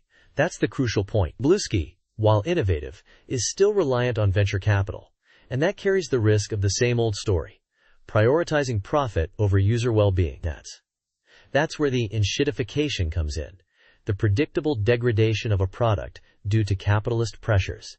I see. So it's not just about the tech, but also about the governance model. How do they propose to solve this? That's where FreeRFeeds comes in. It's a new project aiming to create a non-profit foundation to govern the AT protocol independently of Bluesky Inc. They also want to build redundant servers, so users aren't locked into Bluesky.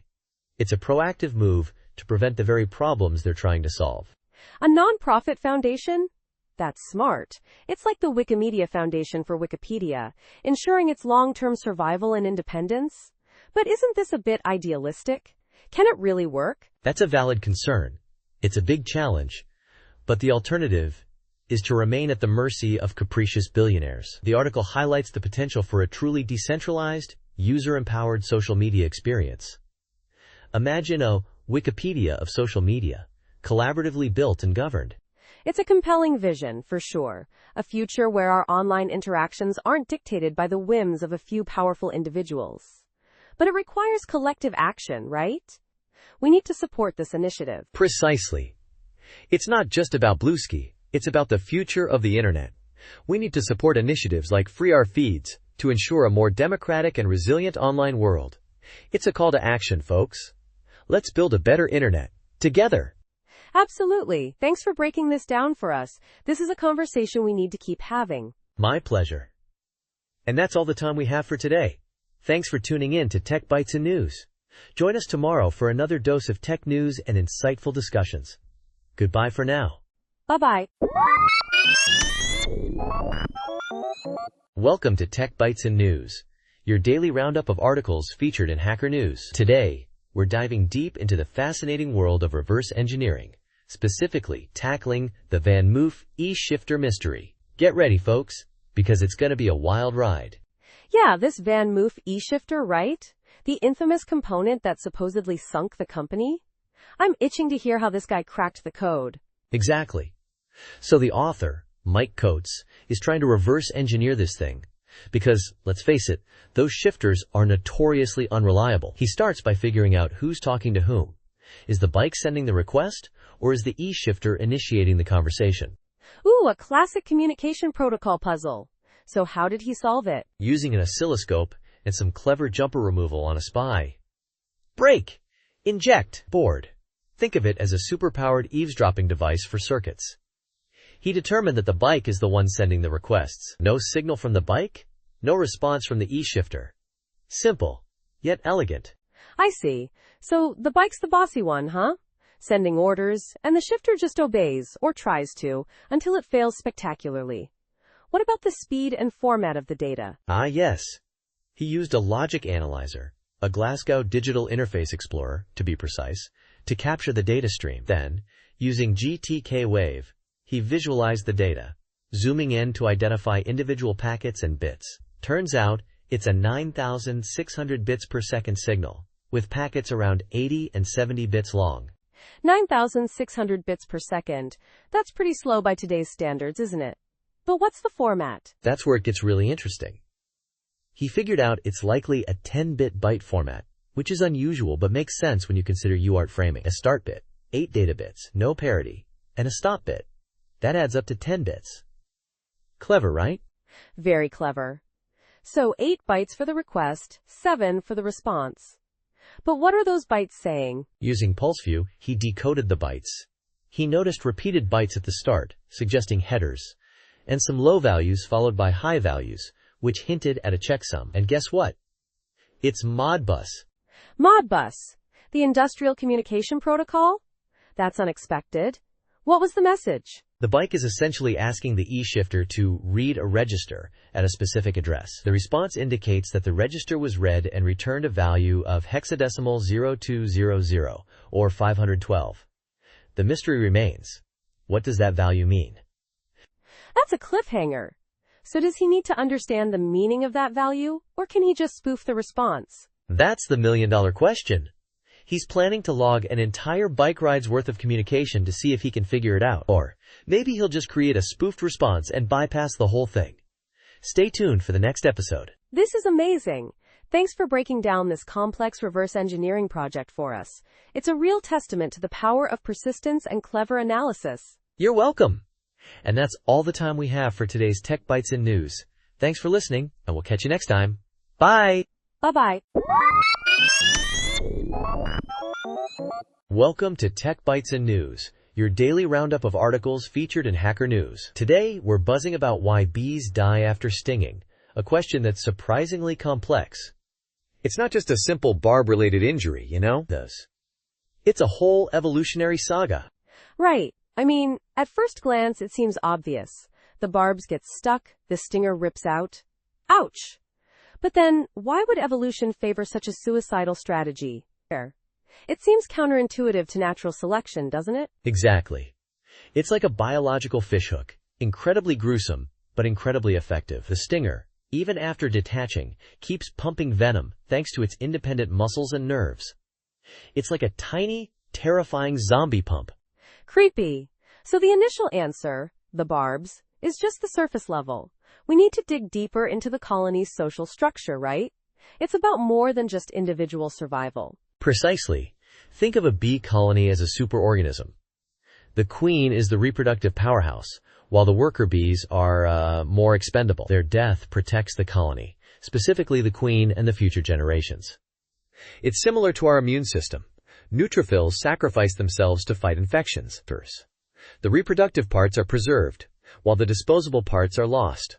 I see. Interesting. So it's a trade-off. The colony benefits from the worker bee's sacrifice, even if it means individual bees die. But this doesn't fully explain why bees are suicidal while wasps, which also live in colonies, aren't. That's where it gets really interesting. It's not just about the colony, it's about the genetics. Bees have a haplodiploid system, meaning males develop from unfertilized eggs, and females from fertilized ones. This leads to a higher relatedness between female worker bees. They share 75% of their genes. Whoa, that's a lot. So the sacrifice benefits the colony by preserving the genes of closely related sisters? It's like a gene's eye view of altruism, right? To truism. The gene for altruism is passed on indirectly through the surviving sisters. Exactly. It's kin selection in action.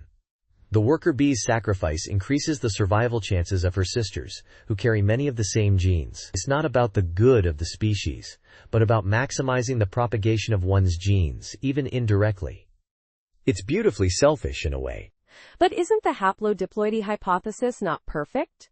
There are haplodiploid species that aren't eusocial, and eusocial species that aren't haplodiploid. You are absolutely right.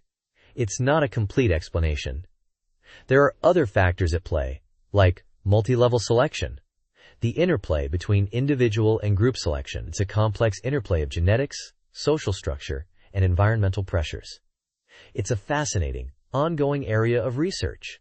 So the simple answer is D. There isn't one? It's a multifaceted puzzle with several levels of explanation. Precisely. It's a testament to the complexity of evolution, from the simple barb on the stinger to the intricate interplay of genetics and social behavior. The bee sting story highlights the beautiful complexity of the natural world. And that's a wrap for today's Tech Bites and News. Thanks for joining us, and remember to always appreciate the little buzzing heroes that are bees. Goodbye. Bye-bye. Welcome to Tech Bites and News, your daily roundup of articles featured in Hacker News. Today, we're diving deep into generating infinite worlds with the wave function collapse algorithm.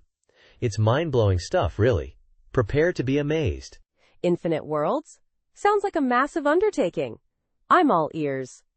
What's the core idea here? So, the article details a super clever way to generate infinite 3D environments using wave function collapse, or WFC. Think of it as a sophisticated Lego building technique, but on a ridiculously large scale. Lego on a ridiculously large scale, I like that. But how does WFC even work in this context? Right. WFC starts with a grid of empty slots. Each slot can hold one of many pre-designed modules.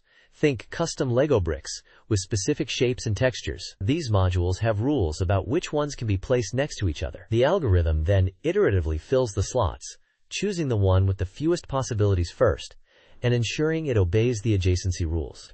It's like a giant, super organized jigsaw puzzle. Okay, I see.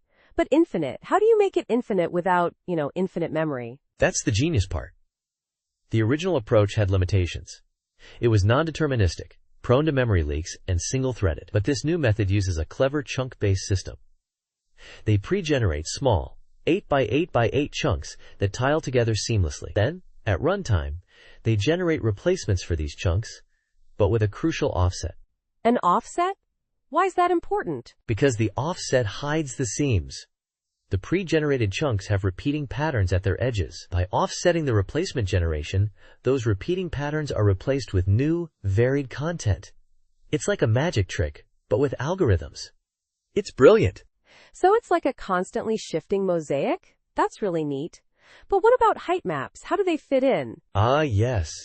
They use height maps to create varied terrain. But not just any height map. It's a special integer height map, where the difference between adjacent points is always 1. This ensures smooth transitions. They pre-generate patches for different height map configurations, and then use those as a base for WFC generation. Pretty clever, huh? Very clever indeed. And how do they get this special height map? It sounds restrictive. They start with a regular height map, like Paralin noise, and then use a hierarchical clamping process, almost like a quad tree, to enforce the one-unit difference constraint. It's iterative, and it allows for caching, making it efficient. So they're essentially sculpting the terrain to fit their WFC needs. This is getting really intricate. What about performance? Generating an infinite world must be computationally intensive. Absolutely. But because each chunk is generated independently, they can parallelize the process. They use Unity's Burst compiler for optimal performance. And they even handle biome transitions smoothly by varying module probabilities in different areas. This is all incredibly impressive. It sounds like a robust and efficient system. It's a significant improvement over the original implementation. I'm curious, what are the future plans for this project? Well, they've already added procedural trees and plants using the space colonization algorithm, which is another cool technique. Now, the focus is on designing interesting gameplay to go along with this stunning world generation. It's going to be epic. I can't wait to see what they come up with. This has been a fascinating discussion. Thanks for breaking down this complex topic for us. My pleasure. And thank you for listening to Tech Bytes and News. We hope you enjoyed this deep dive into the world of infinite world generation. Until next time, keep exploring the amazing possibilities of procedural generation. Goodbye. Bye-bye. Welcome to Tech Bytes and News, your daily roundup of articles featured in Hacker News. Today, we're diving deep into a fascinating case study, tracing command chains through time and location. It's all about how technology helped unravel complex military hierarchies, specifically in Myanmar. Think intricate puzzles, but with real-world consequences. Ooh, sounds intense. So what's the core problem they were tackling? Was it just figuring out who was boss at any given moment? Exactly. Military command structures are incredibly dynamic, constantly shifting. Pinpointing who was in charge at a specific time and place is like trying to catch smoke. This is crucial for accountability, especially when it comes to war crimes. Think Nuremberg trials. Establishing command responsibility is key. I see. So they needed a way to connect the dots between commanders and their subordinates' actions, right? Like a super-powered organizational chart? Precisely. And that's where the clever tech comes in. They used a combination of cutting-edge research techniques and some seriously impressive data wrangling. The result? A system that maps these command hierarchies with amazing precision. Whoa. So what kind of tech are we talking about here? Was it all machine learning and AI magic? Not quite magic, but close. They used a spreadsheet-based approach, which might sound surprisingly simple, but it was incredibly effective. They leveraged the power of existing tools, like Google Sheets, which the researchers were already comfortable with. Brilliant! Wait, Google Sheets? Really? That's unexpected. I'd have imagined something more sophisticated. That's the beauty of it. It's about choosing the right tool for the job. They built a system around the researchers' existing skills and workflows. They didn't reinvent the wheel, they optimized the existing one. Plus, it ensured data sovereignty for the NGO, which is hugely important. So, the sheets were the source of truth, but they needed something else to analyze it all, right? Absolutely. They used Entity Attribute Value, EAV, data modeling, graphs, and PostGIS. The command chains formed a complex, cyclic-directed graph, not a simple tree. This complexity is what made it so challenging. Cyclic graphs? Sounds like a headache. What database did they use to handle all that? They went with Datalog databases, Datomic and Datascript, combined with GIS mapping. Datalog is a declarative logic programming language, perfect for handling complex relationships and temporal aspects, which were crucial here. They also used Clojure, which allowed for rapid prototyping. Clojure. Interesting choice. Why not something more mainstream like Python or R? Clojure's strengths in functional programming and its ability to work seamlessly across the web stack made it ideal for this project. It allowed them to build both server-side and client-side components efficiently. Plus, it's a really expressive language. So they built this whole system, and then what? Did they just hand it over to the researchers and say good luck? Oh no, it was a collaborative effort throughout. They developed tools for data validation, analysis, and visualization. They even created a custom graph visualization library. Because existing tools couldn't handle the complexity of these dynamic command chains, the researchers were involved every step of the way. That's impressive. And the final product? What did it look like? They created Under Whose Command, a publicly accessible platform showcasing allegations of war crimes in Myanmar. It's a powerful tool for journalists, lawyers, and activists. It allows users to explore command chains dynamically, tracing connections through time and location, with complete source transparency. Wow, that's a huge impact. What were some of the biggest challenges they faced? The dynamic nature of the command chains was a major hurdle. They had to account for changes in units, locations, and hierarchies over time also. The sources often provided imprecise time ranges, requiring sophisticated inference techniques. And finally, maintaining precise sourcing for every claim was critical for accountability. So what did they learn from this whole experience? They learned the power of close collaboration, the importance of choosing the right tools, and the surprising effectiveness of a spreadsheet-based approach when combined with powerful analytical tools. They also discovered just how complex graph data can be, and the immense possibilities for analysis when you have a strong foundation for tracking the origin of facts. It was a huge success, and it shows how technology can be used to promote justice and accountability. Absolutely. This is a fantastic example of how innovative technology can be applied to address complex real-world problems. It's inspiring to see the impact they've made. It really is. And that's a wrap for today's Tech Bites and News. Thanks for tuning in, and we'll see you next time for another dose of tech news and insights. Goodbye. Bye-bye. Welcome to Tech Bites and News, your daily roundup of articles featured in Hacker News. Today, we're diving deep into the world of computational fluid dynamics, CFD, and how AMD's Instinct MI300X is revolutionizing it. Get ready for some serious tech talk with a dash of humor. Ooh, CFD. Sounds intense. I'm all ears. What's the big deal with this MI300X?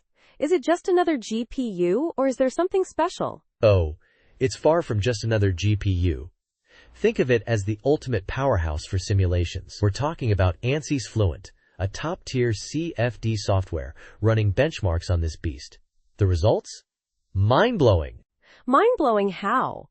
Give me the juicy details. Well, they ran tests comparing the MI300X against the NVIDIA H100 using 4 different real-world scenarios: a sedan, an airplane wing, an exhaust system, and even a Formula One car, all different sizes and complexities. Wow, a Formula One car simulation? That's intense. So which one won? The Michigan 300X showed up to a 10% improvement in time to solution across the board. That's a significant leap in efficiency. Imagine the implications for design and development cycles. Huge savings in time and money. 10% is huge, especially in these complex simulations. But what's the secret sauce? Is it just raw processing power? It's a combination of factors. The Michigan 300X boasts a massive 192 gigabytes of HBM3 memory and high memory bandwidth, along with AMD's Infinity Cache. This allows it to handle the enormous data sets involved in these simulations with incredible speed. It's like giving your brain a supercharged upgrade. I see. So more memory means faster calculations? Makes sense. But how about the setup? Was it a nightmare to get everything working? Surprisingly, no. The blog actually provides step-by-step instructions for setting up and running the benchmarks, both bare metal and using Docker containers. They even cover troubleshooting, which is a huge plus. They used ROCm 6.2, by the way. Docker containers? That's smart. Makes it easier to replicate the results, right? But what about the licensing? CFD software isn't exactly cheap. You're right. They mention that you need an ANSYS Fluent license, and they detail 2 licensing methods: a licensed server or a temporary license. They even provide details on all the open source components used, like Ubuntu, CMake, OpenMPI, and ROCm, with links to their respective licenses. Very transparent. That's good to know. So overall, this MI300X seems like a game changer for CFD. It's faster, easier to set up, and the documentation is excellent. Absolutely. The benchmarks clearly demonstrate the MI300X's superior performance and efficiency. For organizations working with HPC CFD workloads, this is a compelling option. It's not just about speed, it's about reducing costs and accelerating innovation, and that's a win-win. I agree. Thanks for breaking it all down. This was a fascinating look into the future of CFD. My pleasure. And that's all the time we have for today's Tech Bites and News. Thanks for tuning in, and we'll catch you next time with more exciting tech updates. Goodbye. Bye-bye. Welcome to Tech Bites and News, your daily roundup of articles featured in Hacker News. Today, we're diving into a fascinating article about the limitations of WASM-GC in real-time graphics.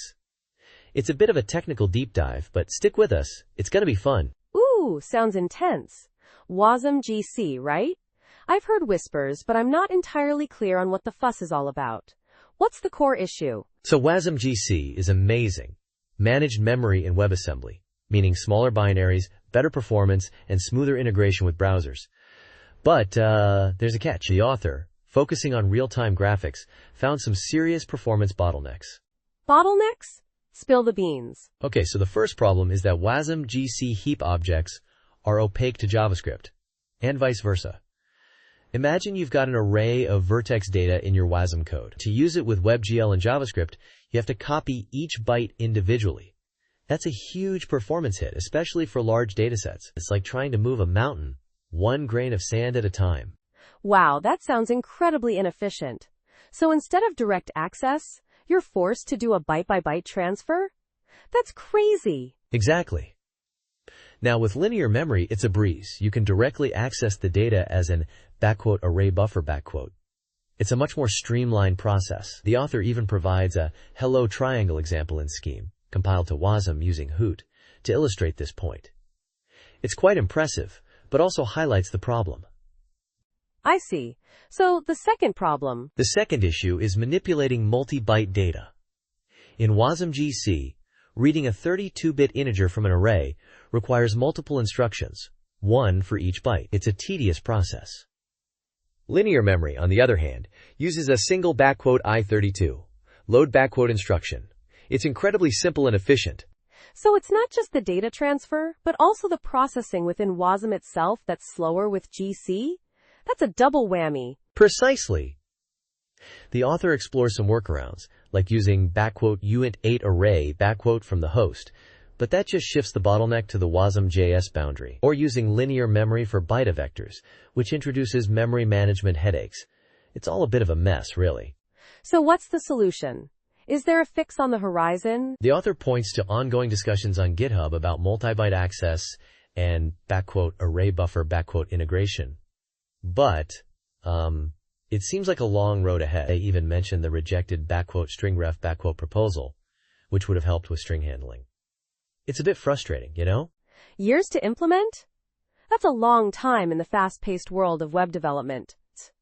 It's a shame, because it sounds like WASM-GC has a lot of potential, but these limitations could be a real showstopper for certain applications. Absolutely. The author uses real-time graphics as an example, but the same issues affect string handling. It's a broader problem than just graphics. It's a shame, because WebGPU is coming, and these limitations might prevent WASM-GC from being a viable option for many developers. It needs some serious fixin', as the author puts it. It sounds like a critical issue that needs addressing. Thanks for breaking it down for us. You're welcome. That's all the time we have for today's Tech Bytes and News. Thanks for tuning in, and we'll catch you next time. Goodbye. Bye-bye. Welcome to Tech Bytes and News, your daily roundup of articles featured in Hacker News. Today, we're diving deep into the AMD Radeon Instinct MI300A, a behemoth of a chip. Specifically, we're exploring its ridiculously complex memory subsystem. Get ready for a wild ride. A wild ride sounds perfect. I'm already intrigued. So, this MI300A, it's not your average GPU, right? Absolutely not. Think of it as a Frankenstein's monster of a chip, pieced together from multiple chiplets. We've got 3 core complex dies, CCDs. That's 24 Zen 4 cores, and 6 accelerator complex dies, XCDs, with a whopping 228 CDNA3 compute units. All this computational power is glued together by 4 I/O dies acting as an active interposer with cache, sitting on top of another active interposer that connects to the HBM3 memory. It's insane. Whoa! Sounds like a serious engineering feat. But what's the catch? There's always a catch, right? The catch, my friend, is latency. Oh boy, the latency. This thing's memory subsystem is a high-bandwidth, high-latency beast. An infinity cache hit takes over 140 nanoseconds.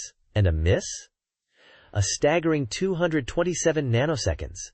That's ancient by modern standards. Even a Ryzen 9 7950X3D is faster. Yikes! So, the massive Infinity Fabric network is the culprit? It plays a big part.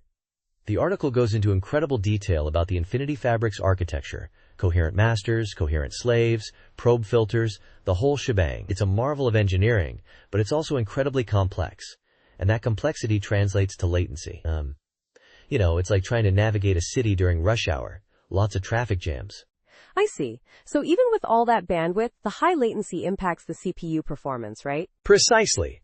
The article shows that the MI300A's Zen 4 cores don't perform as well as their counterparts in standard server systems. Even under heavy bandwidth load, the single-threaded integer performance is comparable to a Ryzen 9 3950X, which, while still respectable, is a few generations old. That's a pretty significant compromise. But why did AMD make these choices? Was it all about the GPU? It seems like it. The article suggests that the design prioritizes the GPU's needs. The massive HBM3 bandwidth is primarily for the GPU, not the CPU. It's a trade-off high latency for the CPU in exchange for incredible GPU performance. It's a design choice, and a bold one at that. Interesting. So, how does the CPU-GPU communication work in this monster? Is it as bad as the intercore communication? Surprisingly, not as bad. The article tests different communication methods, including explicit data copying using OpenCL and shared virtual memory, SVM. The SVM tests, especially with fine-grained buffer sharing, show impressive zero-copy performance, even across different MI300A chips. The latency is significantly lower than with CPU-side memory accesses. It's almost like magic. Amazing! So, despite the high latency for CPU-side memory access, the CPU-GPU interaction is surprisingly efficient. That's a clever design choice. Exactly. And the article even delves into atomics, which further reduces the synchronization overhead between CPU and GPU. The results are quite impressive, especially considering the sheer scale of the chip. It's a testament to AMD's engineering prowess. So, the MI300A isn't designed for general-purpose computing, but rather for specific HPC and AI workloads, where the GPU is king. It's a specialized tool for a specialized job. Precisely. And it seems to be doing quite well in that niche. The article mentions its success in several supercomputing systems, including LLNL's El Capitan, which currently tops the top 500 list. It's a remarkable achievement, a culmination of years of work, and a testament to AMD's commitment to pushing the boundaries of high-performance computing. A truly impressive piece of engineering. Absolutely. Thanks for breaking down this fascinating article. It's clear that the MI300A is a complex but powerful beast, a true testament to AMD's innovation. A fascinating look into the future of high-performance computing. You're very welcome. And a big thank you to our listeners for joining us on Tech Bytes and News. We hope you enjoyed this deep dive into the AMD Radeon Instinct MI300A. Until next time, goodbye. Bye-bye. Welcome to Tech Bytes and News, your daily roundup of articles featured in Hacker News. Today, we're diving headfirst into a fascinating report. Secondhand Bookshops in Britain, 2024 report. Get ready for some literary statistics, folks. Buckle up. Ooh, exciting! I love a good data dive, especially when it involves books. So what's the big takeaway from this 2024 report? Did the world of secondhand bookshops crumble? Well, not exactly crumble, more like a dynamic reshuffling. The report says around 90 secondhand bookshops closed in 2024. That sounds like a lot, right? 90. That's a significant number. Was it a total collapse of the market or something else? But here's where it gets interesting. A lot of those closures were actually shops that had closed earlier but weren't reported until now. Think of it as a backlog of bookstore deaths. So, the actual yearly closure rate is probably closer to 60. Still a bit alarming, but not quite the apocalypse. I see. So it's a bit of a data cleanup issue then, but 60 is still a lot. What were the reasons? Mostly not what you'd expect. Redevelopment, lease expirations, relocations, retirement. Not exactly a mass exodus due to poor sales, though. 15 of those were charity bookshops, which might indicate some broader economic trends. Interesting. So it wasn't purely a market failure then, but a combination of factors. What about new openings? Surely there's a silver lining in this cloud of closing bookshops, right? Absolutely. The report highlights well over 100 new openings, far exceeding the closures. Many are charity or community bookshops, but there are also some independent booksellers bravely opening their doors. It's a changing landscape. That's surprisingly positive. So the number of secondhand bookshops is actually increasing? That's fantastic news. Yes, but with a caveat.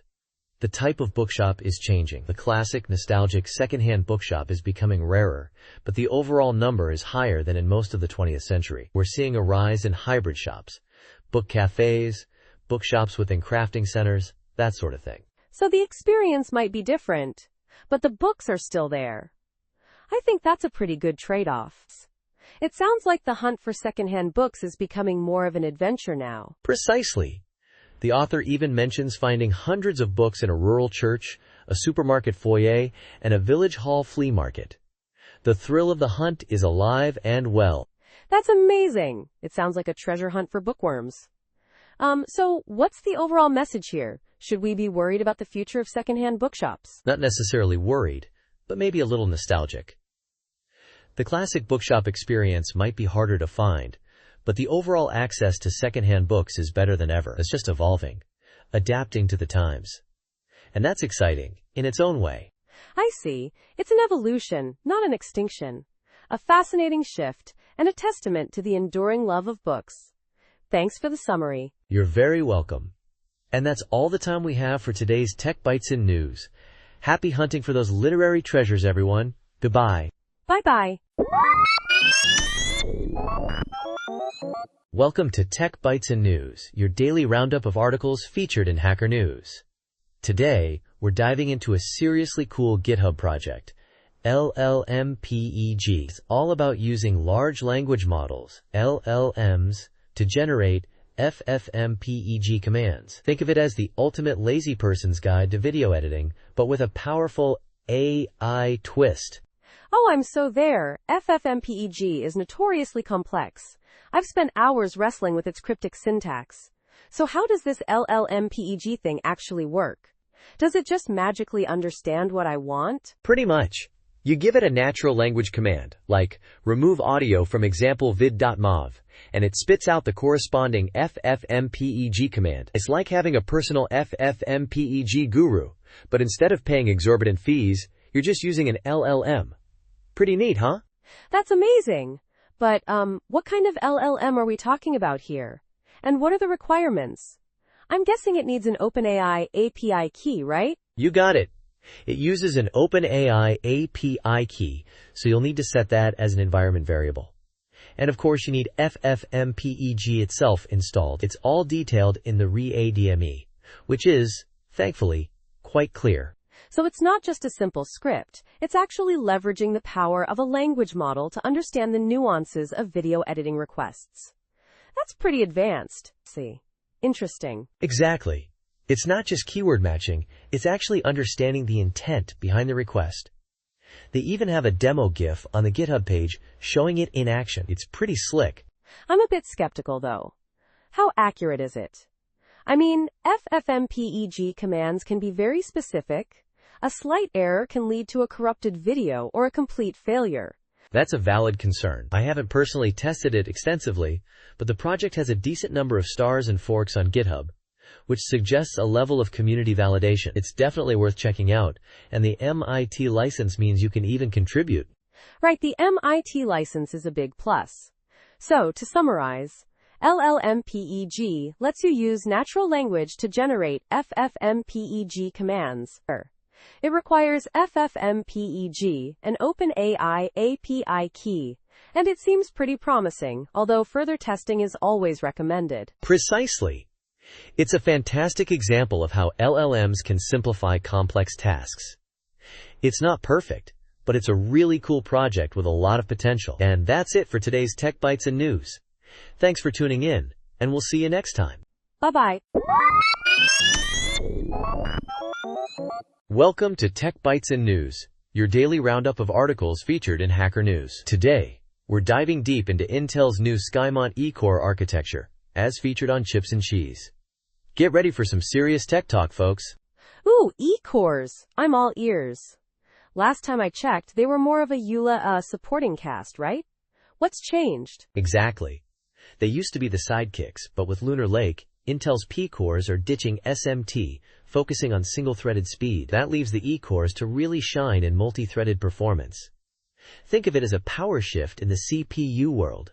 So Skymont is the new kid on the block, replacing Crestmont in Meteor Lake, yeah? Yep, and it's a big upgrade. Meteor Lake had two types of E-cores, one for performance, one for background tasks. Skymont combines those roles into a single, more efficient unit. It's all about optimization, my friend. One core doing double duty? That sounds ambitious. How does it manage? Intel cleverly placed the quad-core Skymont cluster on a low-power island. This lets it handle background tasks without waking up the power-hungry P-cores. Plus, it's built on the same advanced TSMC N3B node as the P-cores, giving it a significant speed boost. And the cache hierarchy is much improved. Impressive? But 4 cores? That seems a bit limiting, doesn't it? Compared to, say, AMD's offerings? You're right to question that. It's a trade-off. They're aiming for power efficiency here. 4 Skymont cores might not win a raw core count battle, but they're designed to be incredibly efficient. Think of it as a marathon, not a sprint. I see. So let's talk architecture. What are the key improvements over Crestmont? Oh boy, where do I begin? It's an 8-wide out-of-order core. It's not quite as fast as Intel's P-cores or AMD's Zen, but it's remarkably sophisticated for a density-optimized core. The branch prediction is vastly improved, with a much larger branch target buffer, 8K entries versus Crestmont's 6K. It's also got a deeper return stack, 128 entries.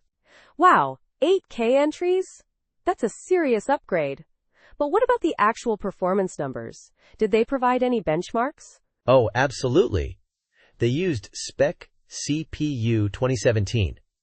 Skymont shows a decent improvement in branch prediction accuracy overall, but some benchmarks, like Blender, showed significant improvements, while others were less impressive. It really depends on the workload. So it's not a blanket improvement across the board? That's interesting. What about the instruction fetch and decode? Skymont has 3 decode clusters, decoding 9 instructions per cycle. No micro-op cache, unlike higher-end cores, but the increased decode capacity is significant. The instruction fetch bandwidth is also improved, though it seems to hit a ceiling in some tests. There's still room for improvement there, I think. A ceiling. What about the out-of-order execution engine? That's a crucial part of modern CPU design. Huge improvements there, too. The reorder buffer, ROB, has 416 entries, a massive jump from Crestmont's 256. This significantly increases the core's ability to reorder instructions for better performance. The register files and store queue are also larger. It's a much more robust backend. And what about floating point and vector performance? That's often a weak point for E-cores. Skymont gets a serious upgrade here. It now boasts a quad-pipe FPU, which is a big deal. Floating point execution latencies are down across the board, and there's no latency penalty for using 256-bit vectors. However, the scheduling capacity for 256-bit operations is still a bit limited. So overall, a mixed bag.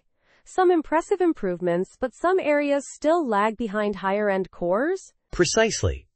The comparison against low-power Crestmont is impressive, showing huge performance gains. But the comparison against the standard Crestmont cores on Meteor Lake is less spectacular. The difference in cache hierarchy plays a big role here.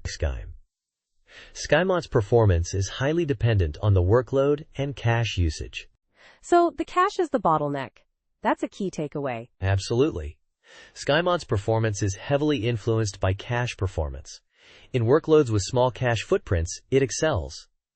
But in memory-intensive tasks, it can struggle. It's a reminder that even the most advanced core architecture needs a robust cache system to truly shine. So in a nutshell, Skymont is a significant step forward for Intel's E-cores. But it's not a complete revolution. It's more of an evolution, optimized for power efficiency and specific workloads. Exactly. It's a powerful, efficient core, but its performance is highly context-dependent. It's a solid upgrade, but not a game-changer in every scenario. And that's okay. Intel's goals with Lunar Lake were broader than just raw performance. Thanks for joining us on Tech Bytes and News. Have a great day. Bye-bye. Welcome to Tech Bytes and News, your daily roundup of articles featured in Hacker News. Today, we're diving into a fascinating Julia package. Borrow Checker, JL. It's like Rust's Borrow Checker, but for Julia. Get ready for some serious memory safety talk, folks. Ooh, memory safety, my favorite topic, especially when it involves macros and ownership. So what's the big deal with Borrow Checker, JL? Why not just stick with regular Julia? Well, Julia's garbage collection is awesome, but it doesn't prevent all memory-related issues, especially in concurrent code. Borrow Checker. JL aims to bring Rust's ownership and borrowing model to Julia, helping you catch potential problems during development. Think of it as a safety net. A really sophisticated safety net. I see. So it's like adding a layer of extra protection, a kind of memory bodyguard for your Julia code? But how does it actually work? Is it magic? Not quite magic, but close. It uses macros like @at own, @at move, @at clone, and @at ref, to track ownership and borrowing. @at own. @at own x equals creates an owned value. If you then try to move that ownership elsewhere, like @at move y equals x the original x becomes unusable. You get an error if you try to access it. It's all about preventing those nasty data races. That sounds pretty strict. Doesn't that limit flexibility? What about situations where you need to share data between variables? Good point. That's where borrowing comes in. The @at ref macro lets you create references without moving ownership. You can have multiple immutable references, but only one mutable one at a time. It's all about carefully controlling access to your data. It's a bit like a library book. You can borrow it, but you have to return it before someone else can borrow it mutably. Ah, the library book analogy. I like that. So how does it handle more complex scenarios like loops or multi-threaded code? It has macros for loops too. @at own for and @at ref for handle ownership and borrowing within loops. And for multi-threaded code, the experimental @at managed block automatically applies borrow checking across your entire call stack. It's pretty ambitious, but also experimental, so use with caution. It uses cassette JL to do this recursive overdubbing. Whoa, recursive overdubbing? That sounds intense. So what are some of the potential downsides? Is it a performance hit? Well, it's a development tool, not something you'd use in production. There might be a slight performance overhead during development, but it's a trade-off for increased safety. And, it's not a perfect system. You can still find ways to cheat the system if you really try hard enough. It relies on the programmer's cooperation. So it's not a silver bullet, but a powerful tool for catching errors early. That's a fair trade-off. What about the API? Is it user-friendly? The API is still under active development, so expect some changes. But the core macros are pretty straightforward. It's designed to be intuitive, mimicking Rust's syntax where possible. Plus, they've got good documentation and examples. It's definitely worth checking out if you're serious about writing safer Julia code. Sounds promising. It seems like a valuable tool for anyone working on larger, more complex Julia projects. Thanks for the rundown. My pleasure. And that's all the time we have for today's Tech Bytes and News. Remember to check out the GitHub repo for Borrow Checker. JL, the link is in the show notes. Until next time, goodbye. Bye-bye. Welcome to Tech Bytes and News, your daily roundup of articles featured in Hacker News. Today, we're diving headfirst into a wild ride through the world of Windows BitLocker. Specifically, a vulnerability that lets thieves crack your encrypted laptop without even needing a screwdriver. Prepare for some serious tech talk with a side of delightful chaos. Whoa, hold on a second. No screwdriver? I thought BitLocker was supposed to be, secure. What's the deal? That's the million-dollar question. It all boils down to a bug, a sneaky little software exploit called BitPixie. It lets attackers downgrade the Windows boot manager, essentially bypassing all those fancy security features like Secure Boot and TPM. It's like finding a backdoor to Fort Knox using only a slightly outdated map. So even if my laptop is fully updated, I'm still vulnerable? This sounds unsettling. Yeah, unsettling is a good word. The vulnerability existed for a long time, and while it was technically fixed, The fix didn't completely shut the door. Because of some quirks in the Secure Boot standard, attackers can still exploit it by downgrading to a vulnerable bootloader version. It's a bit like patching a hole in a wall, only to find out there's a secret tunnel nearby. Okay, I'm starting to get a little technical here. Can you break down the attack itself? What exactly happens? Sure. The attacker uses a PXE boot, think network booting, to load an older, vulnerable bootloader onto your system. This bootloader unlocks the BitLocker encryption, but because of the bug, it leaves the decryption key in memory, even if the boot fails. Then, the attacker boots into a different OS, like Linux, and grabs that key from memory. Boom! Access granted. That's remarkably simple. I mean, technically complex, but conceptually straightforward. So, what kind of access are we talking about here? Can they just read my files, or can they do more? Oh, they can do much more than just read your files. They get full read/write access. They can install malware, steal your passwords, even create a new administrator account. It's a complete compromise. Think of it as getting your digital house keys and the blueprints to your safe all at once. I see. So what can I do to protect myself?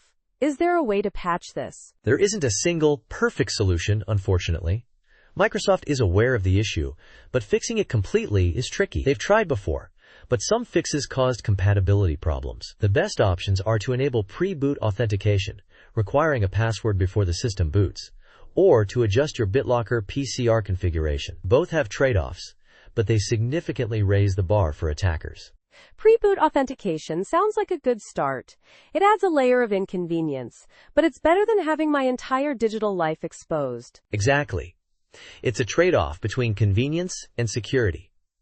And remember, keeping your system updated is crucial, even if it doesn't completely eliminate the risk. The article also mentions a Microsoft update, KB 5,025,885, that helps mitigate the issue, but it's a more involved process. It's a bit of a technical deep dive, so I'd recommend reading the article for the full details. I definitely will. This whole thing highlights the complexity of security, doesn't it? You can have all the bells and whistles, but one tiny bug can unravel it all. Absolutely. It's a constant arms race between developers and attackers. But understanding these vulnerabilities is the first step to protecting ourselves. And, remember folks, even the most secure systems can have hidden weaknesses. Stay vigilant, stay informed, and stay safe. Thanks for tuning in to Tech Bytes and News.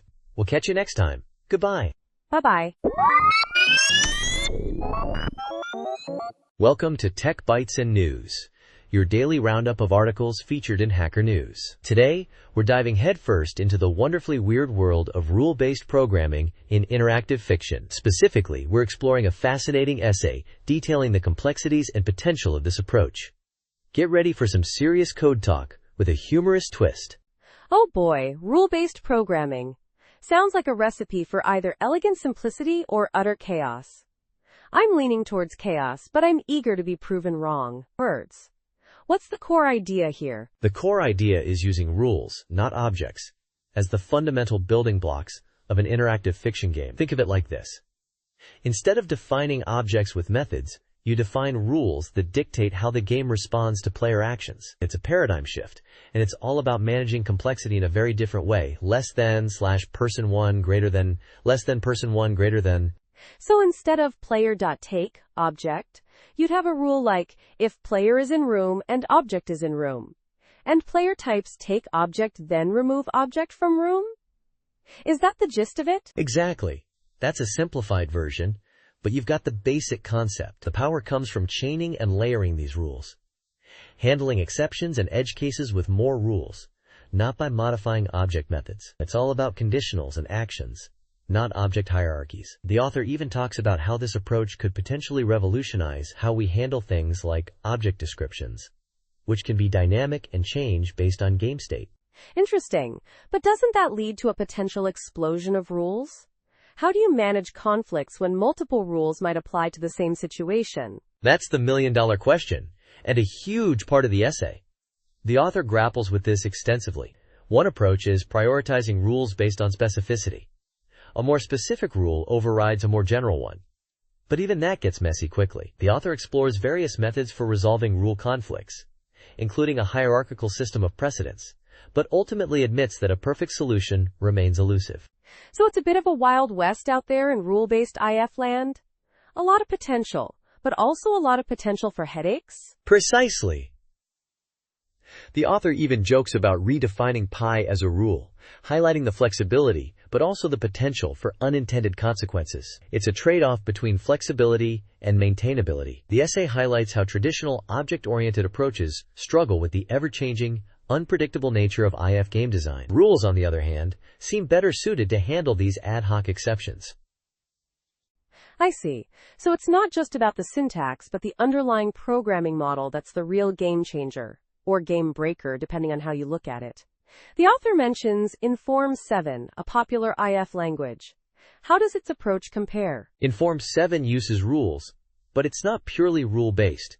It retains traditional elements like variables and objects. The author argues that a purely rule-based system would be more elegant and powerful, allowing for greater flexibility and customization, especially when dealing with the many exceptions and edge cases inherent in IF design.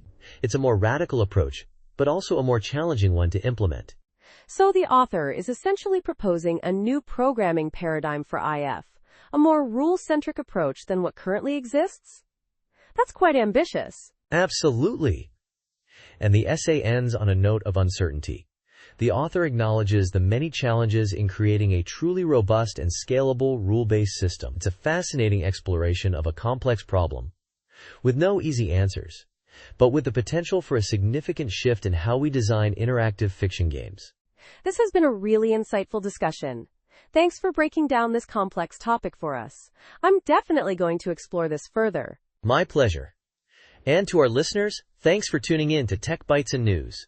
Join us next time for another deep dive into the fascinating world of technology. Goodbye. Bye-bye. Welcome to Tech Bytes and News, your daily roundup of articles featured in Hacker News. Today, we're diving deep into the fascinating world of reverse engineering, specifically a carry look-ahead adder within the legendary Pentium processor. Get ready for some serious Boolean logic, folks. Oh boy, Boolean logic. My favorite. I'm already excited. So what's the big deal about this Pentium adder? Is it faster than a Ripple carry adder or something? Exactly. It's a Cogstone carry look-ahead adder, a beast of efficiency. The core problem with simple adders is carry propagation. It's like a slow-moving chain reaction. Each bit waits for the carry from the previous one, making addition painfully slow for larger numbers. Right, like adding 9999 plus 1 by hand, a cascade of carries. But this Cogstone thing, it's parallel, right? It calculates all carries simultaneously? Precisely. It uses carry generate and carry propagate signals. Imagine generate as a bit saying, I'm creating a carry no matter what. And propagate as, I'll pass on any carry I receive. This clever system lets it compute all carries in parallel before even calculating the sum bits. It's brilliant. So instead of a ripple, it's more like a well-orchestrated parallel explosion of carries? I see. But how does the Pentium actually implement this parallel magic? Is it just a bunch of really complicated logic gates? Yeah, it's more than just a bunch of gates. It's a 4-layer masterpiece. The first layer gets the initial generate and propagate signals. The second layer merges those signals for pairs of bits. The third layer is the real showstopper. It uses a parallel prefix adder, specifically the Cogstone algorithm, to compute all carries simultaneously. And finally, the fourth layer combines those carries with the partial sums using XOR gates to get the final result. Wow, 4 layers! That sounds incredibly complex. And the Cogstone algorithm, that's the key to the parallel computation, right? It's like a clever tree structure to combine the signals efficiently? Exactly. The Cogstone algorithm is a tree-like structure that merges the P and G signals. Think of it as a highly optimized way to reuse calculations, minimizing the number of gates needed while maintaining speed. The article even includes diagrams showing how this tree structure works, highlighting how it computes carries for different bits. It's beautiful, really. Beautiful Boolean logic. I'm starting to see the elegance here. So this wasn't just some random adder design. It was a carefully chosen algorithm optimized for speed and efficiency within the constraints of the Pentium's architecture. It's amazing how much thought went into something as seemingly simple as addition. Absolutely. And remember, this adder was specifically for the floating point unit used during division. It played a role in the infamous Pentium FDIV bug, which is a whole other story. But this analysis shows the incredible engineering that went into even a small part of the Pentium. It's a testament to the ingenuity of the designers. I'm blown away. This is way more interesting than I expected. Thanks for breaking it down. I never thought I'd find myself so enthralled by an 8-bit adder.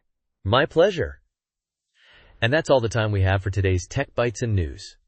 Join us tomorrow for more deep dives into the fascinating world of technology. Goodbye and have a great day. Bye-bye. Welcome to Tech Bites and News, your daily roundup of articles featured in Hacker News. Today, we're diving into the exciting world of @Proto and the future of user identity. It's a game changer, folks. Seriously. @Proto, huh? Sounds like something from a sci-fi novel. What's the big deal? Is it like robot overlords controlling our digital lives? Haha, not quite robot overlords.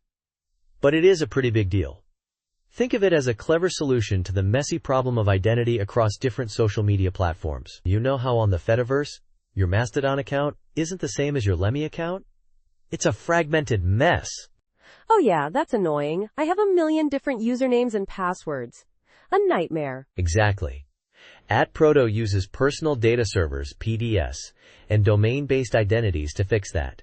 It's like having one master key to unlock all your social media accounts. 2 levels of ownership, actually. 2 levels? Explain. Spill the beans. First, you own your identity. Using your own domain, your account is consistent across all @Proto apps.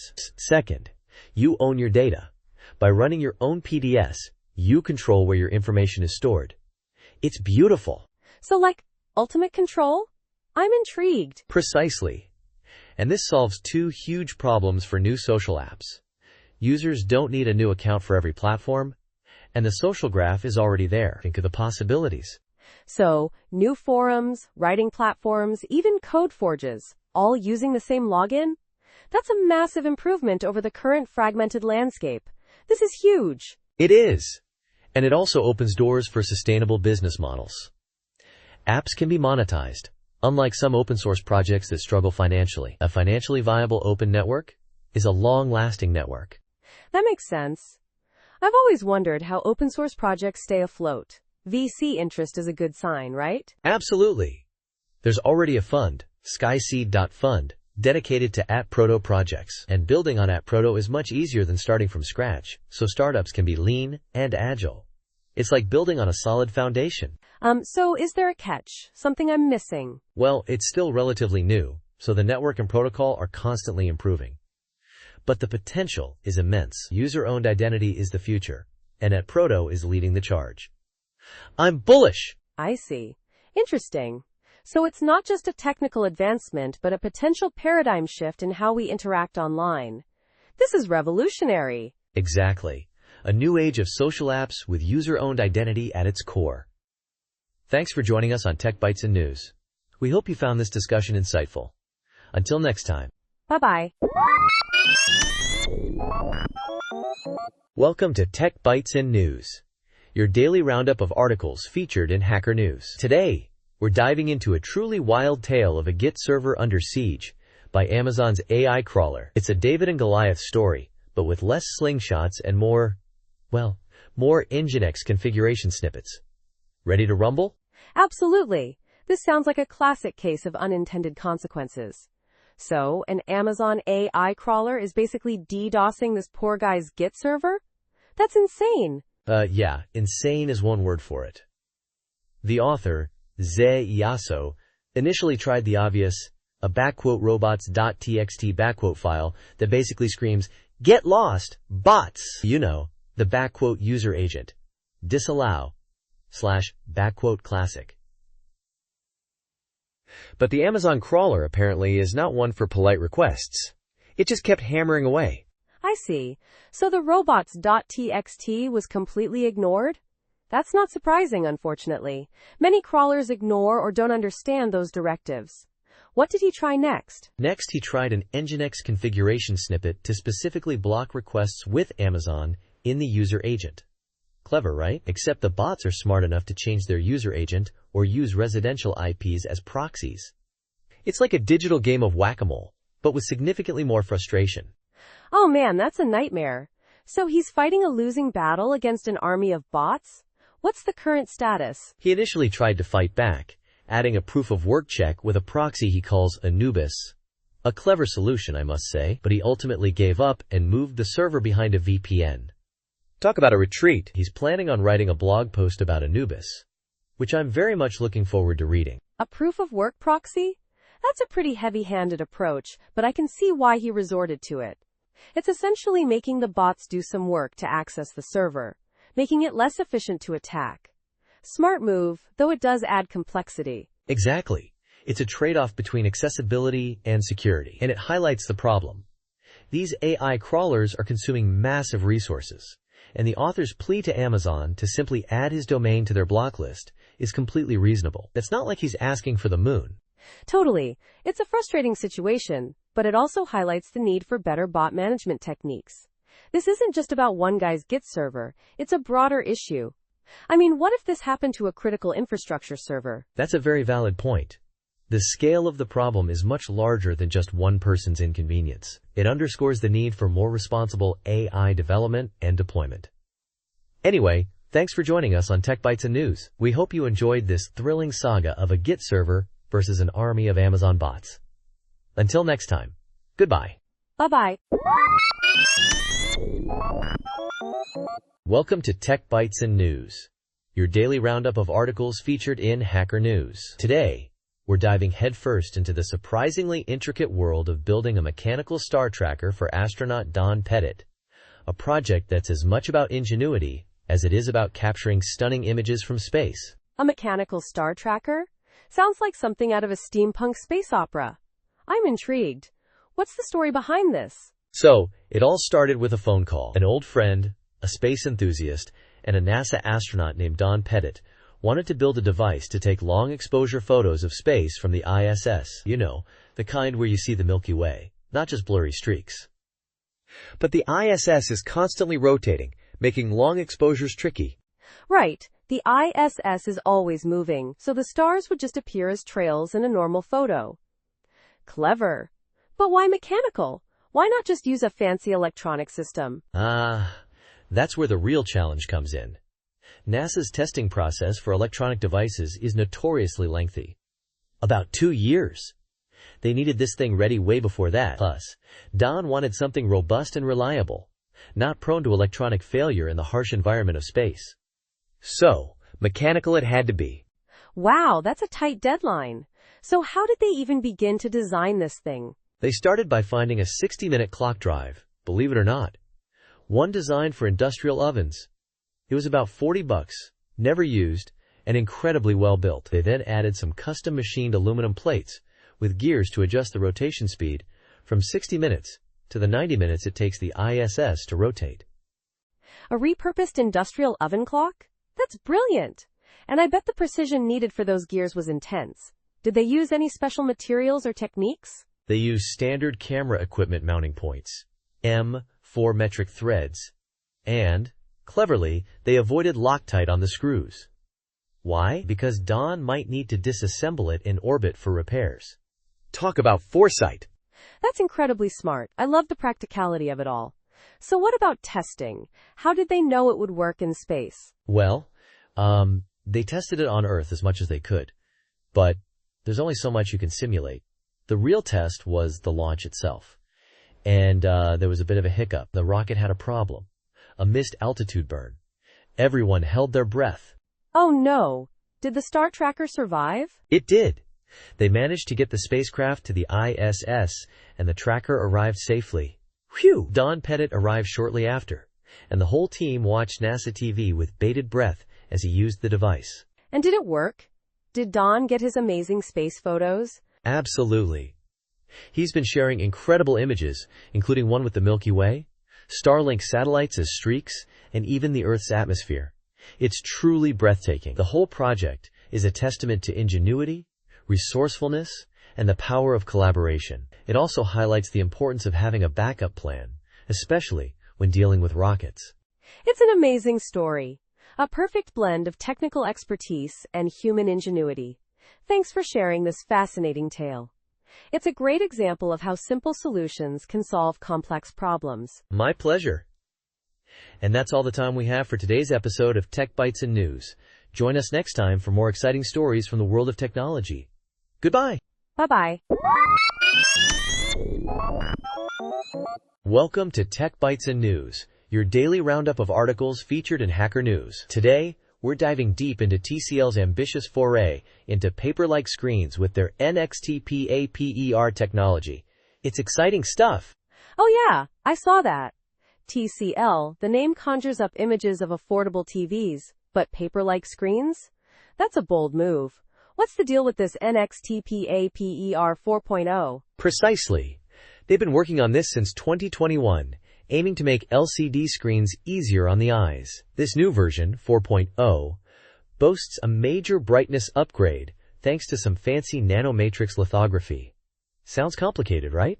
Very. I'm picturing tiny robots meticulously arranging atoms. So, what's the result? Can we actually read this thing in broad daylight? Well, the new tablet, the 11 Plus, hits 550 nits. Not top-tier brightness, but definitely readable. And they've also launched a phone, the TCL60 XE NXT-PAPER 5G. A mouthful, I know. A mouthful indeed. But that name is pure marketing genius. So what's this Max Ink mode? Sounds like something out of a superhero comic. It's basically an e-ink mode. You switch it on with the NXT-PAPER key, and it disables notifications, reduces eye strain, and, get this, massively boosts battery life. We're talking up to 7 days of reading and 26 days on standby. Incredible! 26 days? That's, I'm skeptical, but intrigued. Is this some sort of magical battery technology or just clever software optimization? That's a great question. I'm leaning towards clever software optimization, but I'll reserve judgment until I see it in action. The phone itself seems pretty decent, a step up from its predecessor, which MKBHD reviewed favorably, though not enough to give a full recommendation. So TCL isn't the only one chasing this paper-like screen dream. There's Daylight, right? With their black and white LCD tablet? Exactly.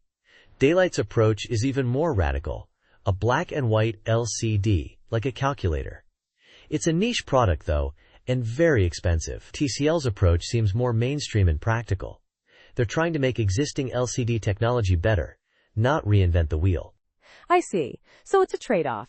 TCL offers a more affordable, color option, while Daylight goes for pure readability at a premium.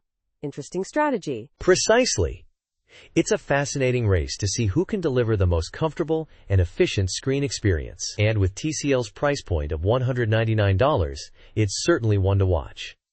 It's launching in Canada in May, so we'll have reviews soon enough. Can't wait. Thanks for the update. This has been a really interesting discussion. Thanks for joining us on Tech Bites and News. We hope you enjoyed this deep dive into TCL's NXT-PAPER technology. Until next time, goodbye. Bye-bye. Welcome to Tech Bites and News, your daily roundup of articles featured in Hacker News. Today, we're diving into a fascinating Medium article posing the question, has LLM killed traditional NLP? It's a hot topic, isn't it? Absolutely. I mean, LLMs are all the rage, but did they really obliterate decades of NLP work? That seems a bit dramatic, doesn't it? That's exactly the point the article raises. It highlights how traditional NLP often tackles problems in bite-sized pieces. Think text classification, NER. The usual suspects. Each task gets its own little model, often needing tons of training data. The author uses the example of a chatbot needing to understand check-in times. To train that, you'd need a massive list of variations on what time is check-in. It's a lot of work. Yeah, I see. So a lot of manual engineering, essentially. Building these smaller, specialized models is time-consuming and requires a lot of curated data. It's like building a Lego castle brick by brick, right? Exactly. And then, along comes the LLM, like a giant, all-powerful Lego building machine with zero-shot prompting. You just feed it the question and the possible intents, and bam, It figures it out. No need for painstaking data preparation or model training for each individual task. But isn't that a bit simplistic? LLMs are powerful, sure, but they're also black boxes. We don't always understand why they arrive at a particular answer. Traditional methods, while laborious, offer more transparency and control, don't they? That's a great point. You're absolutely right. The article doesn't explicitly say traditional NLP is dead, but it does suggest LLMs offer a more streamlined approach, especially for simpler tasks. The trade-off is explainability. With traditional methods, you can trace the logic step by step. With LLMs, it's often a bit of a mystery. It's like magic, but less fun when you're trying to debug. So it's not a case of one completely replacing the other, but more of a shift in approach? LLMs are great for rapid prototyping and handling certain tasks efficiently, but traditional methods might still be preferred when explainability and fine-grained control are paramount? Precisely. The article seems to suggest a future where both coexist. LLMs for quick wins and rapid development, and traditional NLP for situations demanding transparency and precise control. It's a collaborative effort, not a competition to the death. I see. So it's more of an evolution than a revolution then? A powerful new tool in the NLP toolbox, rather than a complete paradigm shift? Exactly.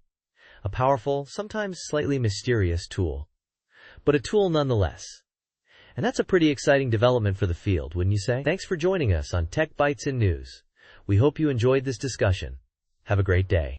Bye-bye. Welcome to Tech Bytes in News, your daily roundup of articles featured in Hacker News. Today, we're diving deep into a fascinating article from The Guardian about LUCA, the last universal common ancestor. It's not your grandma's biology lesson, folks. Ooh, LUCA. Sounds intriguing. Is this about how we're all related to a single-celled organism? I'm picturing something slimy. Slimy is one way to put it. Basically, yeah. This article flips the script on how old we think LUCA is. We're talking 4.2 billion years ago. Smack dab in the middle of the Hadean Eon. That's hell on earth time, my friends. Volcanoes, meteorites, the works. Whoa, 4.2 billion years? That's older than I thought. So what's the big deal about this new age estimate? The big deal? It completely changes our understanding of how quickly life arose on Earth. If life was this complex and thriving that early on, it suggests life might not be this incredibly rare cosmic fluke, but maybe almost inevitable. Think about the implications for extraterrestrial life. Whoa, hold on a second. You're saying life might be common in the universe? That's a pretty bold statement based on one single-celled organism, isn't it? As well. What about the specific conditions on Earth? Surely they played a role. I see your point. It's definitely a big leap. But the article highlights that LUCA wasn't just some simple blob. It had complex metabolic machinery, a CRISPR-Cas-like immune system, already sophisticated. And it lived in a whole ecosystem, interacting with other organisms. It wasn't alone. Right, a whole ecosystem. That's mind-blowing. But how do scientists even know about this ancient organism? I mean, there are no fossils from that era, right? Exactly. No fossils. They use molecular phylogenetics, comparing the genes of modern organisms to trace back their evolutionary relationships. It's like a giant, incredibly detailed family tree, going all the way back to great-great-great-grandpa LUCA. And the molecular clock helps estimate when the branches split. So it's all based on genetic information from organisms alive today? That seems indirect. How accurate can that possibly be? It's a valid concern. The article acknowledges that it's a complex process, and the reconstructed genome is a best guess. But the more genetic data we gather, the more reliable these analyses become. And the recent study used state-of-the-art methods. It's not perfect, but it's the best we have for now. Okay, got it. So if LUCA was this complex and lived in an ecosystem, what does that mean for our search for life beyond Earth? Are we talking about little green men soon? Not quite little green men just yet. But it does suggest that the conditions for life might be less stringent than we previously thought. The article mentions that life might be able to start on planets with liquid water, possibly even early Mars or Venus, and the number of Earth-like planets we've discovered is increasing all the time. It's exciting. It is. This is seriously cool stuff. So what's the next step in all this research? What are scientists working on now? The article mentions needing more confirmation from the geological record and refining the techniques used in molecular phylogenetics. Basically, more data. They're also looking at how biospheres are maintained over long periods. The Gaia hypothesis comes into play here. It's a whole new field of research opening up. Amazing. Thanks for breaking this down for us. This has been a truly fascinating look at LUCA and the implications for life beyond Earth. My pleasure. And to our listeners, thanks for tuning in to Tech Bites and News. Until next time, keep exploring. Goodbye. Bye-bye. Welcome to Tech Bites and News, your daily roundup of articles featured in Hacker News. Today, we're diving headfirst into a wild tale of a 2-year battle against a false Call of Duty ban. Buckle up, folks. It's a roller coaster. A 2-year battle? Wow, I'm already hooked. What's the gist? Did this person actually cheat or not? Absolutely not. This individual, let's call them BOO Lin, a computer science whiz with a massive Steam library, was falsely accused of cheating in Call of Duty. Modern Warfare 2, 2022. 36.2 hours of gameplay, then BAM! A permanent ban. 36.2 hours? That seems awfully low for a ban. What was Activision's reasoning? Unauthorized software and manipulation of game data, the dreaded email said. But, the kicker? No evidence whatsoever. They claimed providing it would be a security risk. Can you believe that? Unbelievable. So what did BOO Lin do? Oh, this person didn't mess around. Countless support tickets, BBB complaints, emails, phone calls, the whole shebang. Nothing worked. So, they went nuclear. Legal action. Oh my. I see. So they went to court? Yep. First, a money claim, which they won by default because Activision didn't respond. But Activision paid the money and still refused to lift the ban. So, BOO Lin went back to court, this time for a non-money claim. This is where it gets really interesting. So, a second court case? That's dedication. I bet the legal fees were astronomical. They were, but it was worth it. Activision's defense? The same tired line, they cheated. But they couldn't provide any evidence, not even to their own lawyers. The judge actually questioned the review process of Activision's anti-cheat system. No evidence? That's insane. So what happened in court? BOO Lin cleverly used their extensive gaming history, hundreds, even thousands of hours in other games with no bans, to show the absurdity of the accusation. They also pointed out the game was in beta when the ban happened, suggesting potential bugs could have been the culprit. And the judge agreed. Amazing. What was the outcome? Victory. The ban was lifted, and Activision had to pay BOO Lin's court fees. Justice served. The whole story highlights a serious issue with false bans in online games and the lack of accountability from some game developers. It really does. This is a cautionary tale for gamers and a wake-up call for Activision. This whole thing is wild, and I'm glad BOO Lin persevered. Absolutely. And a big shout out to BOO Lin for documenting their experience so thoroughly. It's a powerful testament to the importance of fighting for what's right, even when facing seemingly insurmountable odds. Thanks for joining us on Tech Bites and News. We'll catch you next time. Bye-bye. Welcome to Tech Bites and News, your daily roundup of articles featured in Hacker News. Today, we're diving headfirst into a truly bizarre situation. Marvel Snap, the wildly popular card game, got yanked from app stores because of the TikTok ban. Can you believe it? Unbelievable. Totally unbelievable. I mean, Marvel Snap and TikTok? What's the connection? It's not like they're directly related, right? I'm so confused. That's the million-dollar question. Turns out, both apps are owned by ByteDance, the Chinese tech giant. The U.S. government, decided to ban TikTok over national security concerns about its data practices and Chinese ownership. And, they didn't stop there. So, they just went on a ByteDance app deleting spree? Wow, that's sweeping. Did they give any warning? I mean, this is a major game, right? Apparently not much warning. The law was passed, the Supreme Court upheld it, and then, boom! TikTok and a bunch of other ByteDance apps, including Marvel Snap, were gone from the app stores. Second dinner, the developers of Marvel Snap, were apparently as surprised as everyone else. They put out a statement on X saying they were working to get it back online. So players who already downloaded the game can still play, but no new downloads or updates? That's a rough situation for the developers. I imagine they're scrambling right now. What about the future of Marvel Snap? That's the big unknown. The article mentions that President-elect Trump might grant a 90-day reprieve, but that requires some legal agreements to be in place, which don't seem to exist yet, so the future is uncertain. It's a huge blow to the game and its players. It's a real mess. It really is. And it highlights the potential unintended consequences of sweeping legislation, especially in a rapidly evolving tech landscape. I mean, this is a game about superheroes, not espionage. It's a bit absurd, isn't it? Absurd is one word for it. It's also a bit concerning. This shows how intertwined these different sectors are. A decision about national security can have a huge impact on the gaming industry. Crazy! Absolutely. It's a reminder that even seemingly separate parts of the digital world are connected in unexpected ways. I guess we'll have to wait and see what happens next. Thanks for breaking this down for us. My pleasure. And that's all the time we have for today. Thanks for tuning in to Tech Bytes and News. We'll keep you updated on the Marvel Snap situation and any other crazy tech news that comes our way. Bye for now. Bye-bye.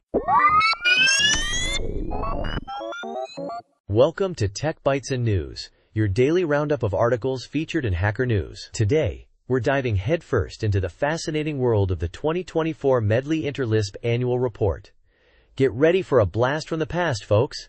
It's a wild ride. Whoa, Interlisp? Sounds intense. I'm already picturing some seriously retro tech. What's the core deal here? Exactly.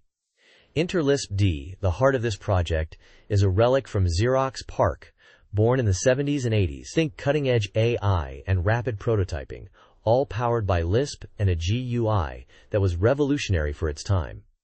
Windows, icons, the whole shebang. It's like a time capsule of innovation. So, a vintage AI powerhouse getting a modern makeover? That's awesome. You got it. This report details the 2024 progress of the Medley Interlisp project, a dedicated team reviving this ancient beast. They've made it open source, which is huge. Open source! Open source is always a win. So what were their biggest wins in 2024? Any breakthroughs? Oh, tons. They massively lowered the barrier to entry. There's now a Docker-based web version so you can use it in your browser. No installation needed. They're even experimenting with WebAssembly, which could make it even more accessible. Imagine running Interlisp entirely in your browser. That's incredible. I'm impressed. So it's not just about accessibility, they're also improving the system itself, right? Absolutely. They've improved the startup process, boosted documentation, even added a meta-d command to bring up documentation directly within the editor.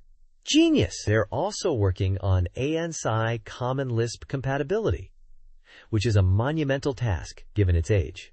ASI Common Lisp compatibility. That sounds like a deep dive into the weeds. What's the significance of that? It's a huge deal. It means bringing Medley's Lisp implementation up to modern standards, improving interoperability, and making it easier to integrate with other systems. It's like giving this old car a brand new engine. I see. So beyond the core system improvements, what about applications? Did they work on any legacy software? Oh yeah. They've been busy. They improved Tedit, a WYSIWYG-rich text editor, added HTML support to their graphics suite, and even worked on Lafite, a multi-protocol email client written in Lisp. Can you believe it? They're even reviving Loops, a historical object-oriented programming system from Xerox PARC. A real blast from the past. Reviving Loops, that's a serious undertaking. What about the community aspect? How's the collaboration going? The community is thriving. They have weekly meetings, open to everyone. They're collaborating with universities, libraries, and archives to preserve Interlisp's history. They even have a collaboration with the University of Alberta, with students contributing to the bibliography and documentation. Amazing! That's fantastic. It's not just about the technology, it's about preserving a piece of computing history. What are their plans for the future? They're focusing on making Medley even easier to use, with updated primers and one-click installers. They want to create an online version of LFG, a linguistic tool, and even aimed to run Bernie Kossel's ELIZA, a historical AI program, on Medley. Ambitious, right? They're also hoping to fund a graduate student to tackle some of the more challenging projects. The future is bright for Medley. This is truly inspiring. It shows that even legacy systems can find new life and relevance with dedication and collaboration. Thanks for walking us through this incredible story. My pleasure. And a huge thank you to our listeners for joining us on Tech Bites and News. We'll catch you next time with more exciting tech news. Goodbye. Bye-bye. Welcome to Tech Bites and News, your daily roundup of articles featured in Hacker News. Today, we're diving headfirst into the wild world of building your own data center, a journey Railway recently undertook. It's insane. Insane is right. I heard they ditched Google Cloud Platform. What prompted such a drastic move? Yeah, they were spending millions annually on GCP, but the support was underwhelming, to say the least. Egress fees were killing them, service limitations were a major headache, and engineering constraints were stifling innovation. Basically, GCP wasn't letting them deliver the best possible service to their customers. So they went full DIY. That's bold. I mean, building a data center from scratch? That's not exactly a weekend project. Tell me about it. They started their Railway Metal project in January 2024. 9 months later, they had their first California site up and running. Amazing. They're even expanding to 3 more regions. 9 months? That's surprisingly fast, considering the complexity. What was the first hurdle? Finding a suitable space, of course. They had 3 options. Greenfield, building their own data center. Cage colocation, renting a secure space within an existing facility. And rack colocation, renting individual racks. They opted for a cage. 4 walls, a secure door, and a blank canvas. Pretty smart, right? Smart but expensive, I imagine. Power and cooling are huge costs, right? Absolutely. The cost varies wildly by location. They found the U.S. West Coast much cheaper than Singapore, and it's a fixed monthly cost, regardless of usage. You're paying for the availability of power. They needed to calculate power requirements based on their target vCPUs, RAM, and NVMe storage, a whole other level of complexity. And then there's the redundancy. Data centers need to be incredibly reliable. Exactly. 2 fully independent power feeds per rack are crucial. They also use power distribution units, PDUs, for control and metering of individual sockets, not just glorified extension cords. These PDUs are network accessible, allowing remote monitoring and control. Very cool. So, power sorted. What about networking? That's a whole other beast, isn't it? Oh yeah, big time. They needed low latency connections to the world. They chose a data center with Tier 1 ISPs and an Internet Exchange, 9, plus access to fiber connections to other nearby data centers. They even selected multiple ISPs per region for redundancy and optimized routing. They use BGP to route traffic efficiently. For example, traffic to Australia goes via Telstra, and traffic to Japan goes via PCCW. That's impressive. But the physical setup, racks, cabling, the whole shebang, that sounds like a nightmare. It was.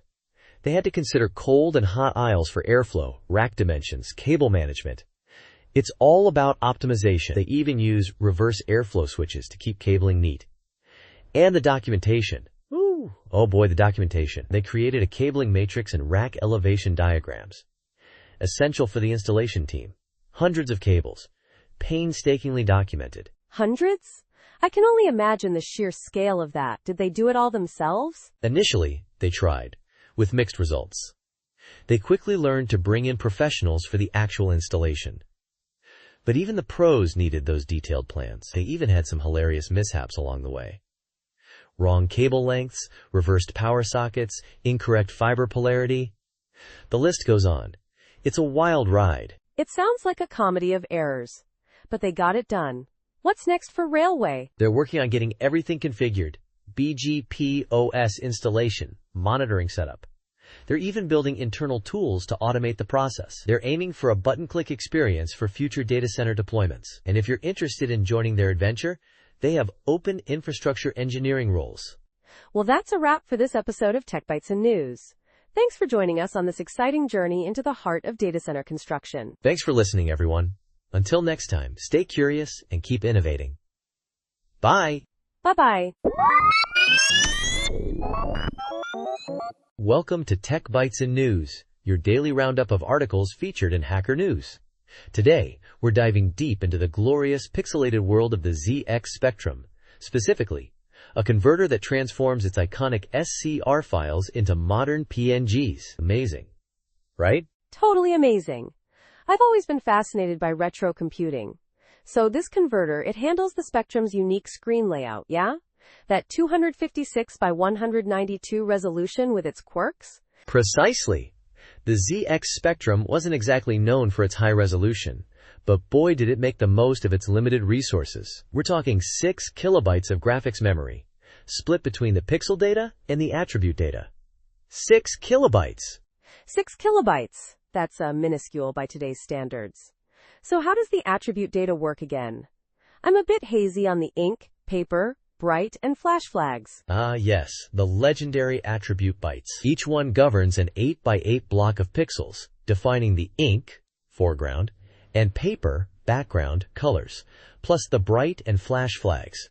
Clever, huh? Bright doubles the color intensity, and flash, well, it makes the colors blink at a charming 1.5 hertz. Charming. So that's where the infamous color clash comes from, right? Only 2 colors per 8 by 8 block? Exactly. The bane of many a Spectrum programmer's existence. And the memory organization? Don't even get me started. It's interleaved, with the screen split into 3 vertical bands, storing top, middle, and bottom rows separately. It's unique. Unique is one word for it. The article even gives us the pixel address calculation formula. It looks intense. Bitwise operations galore. Oh yeah. It's a bit of a beast, but it perfectly reflects how the Spectrum squeezed every last drop of performance from its hardware. It's all about optimizing that TV signal generation. The converter has to reverse engineer all of this to create a faithful PNG. And the border? Don't forget the border. That's another quirky aspect of the Spectrum's display. Right. The border, controlled by the ULA, can be any of the 8 base colors, dynamically changing during rendering. It's a crucial part of that iconic Spectrum aesthetic. The converter, thankfully, handles all of that too. So this converter isn't just converting file formats, it's emulating the entire display system. That's impressive. It's like a tiny, pixelated time machine. Precisely.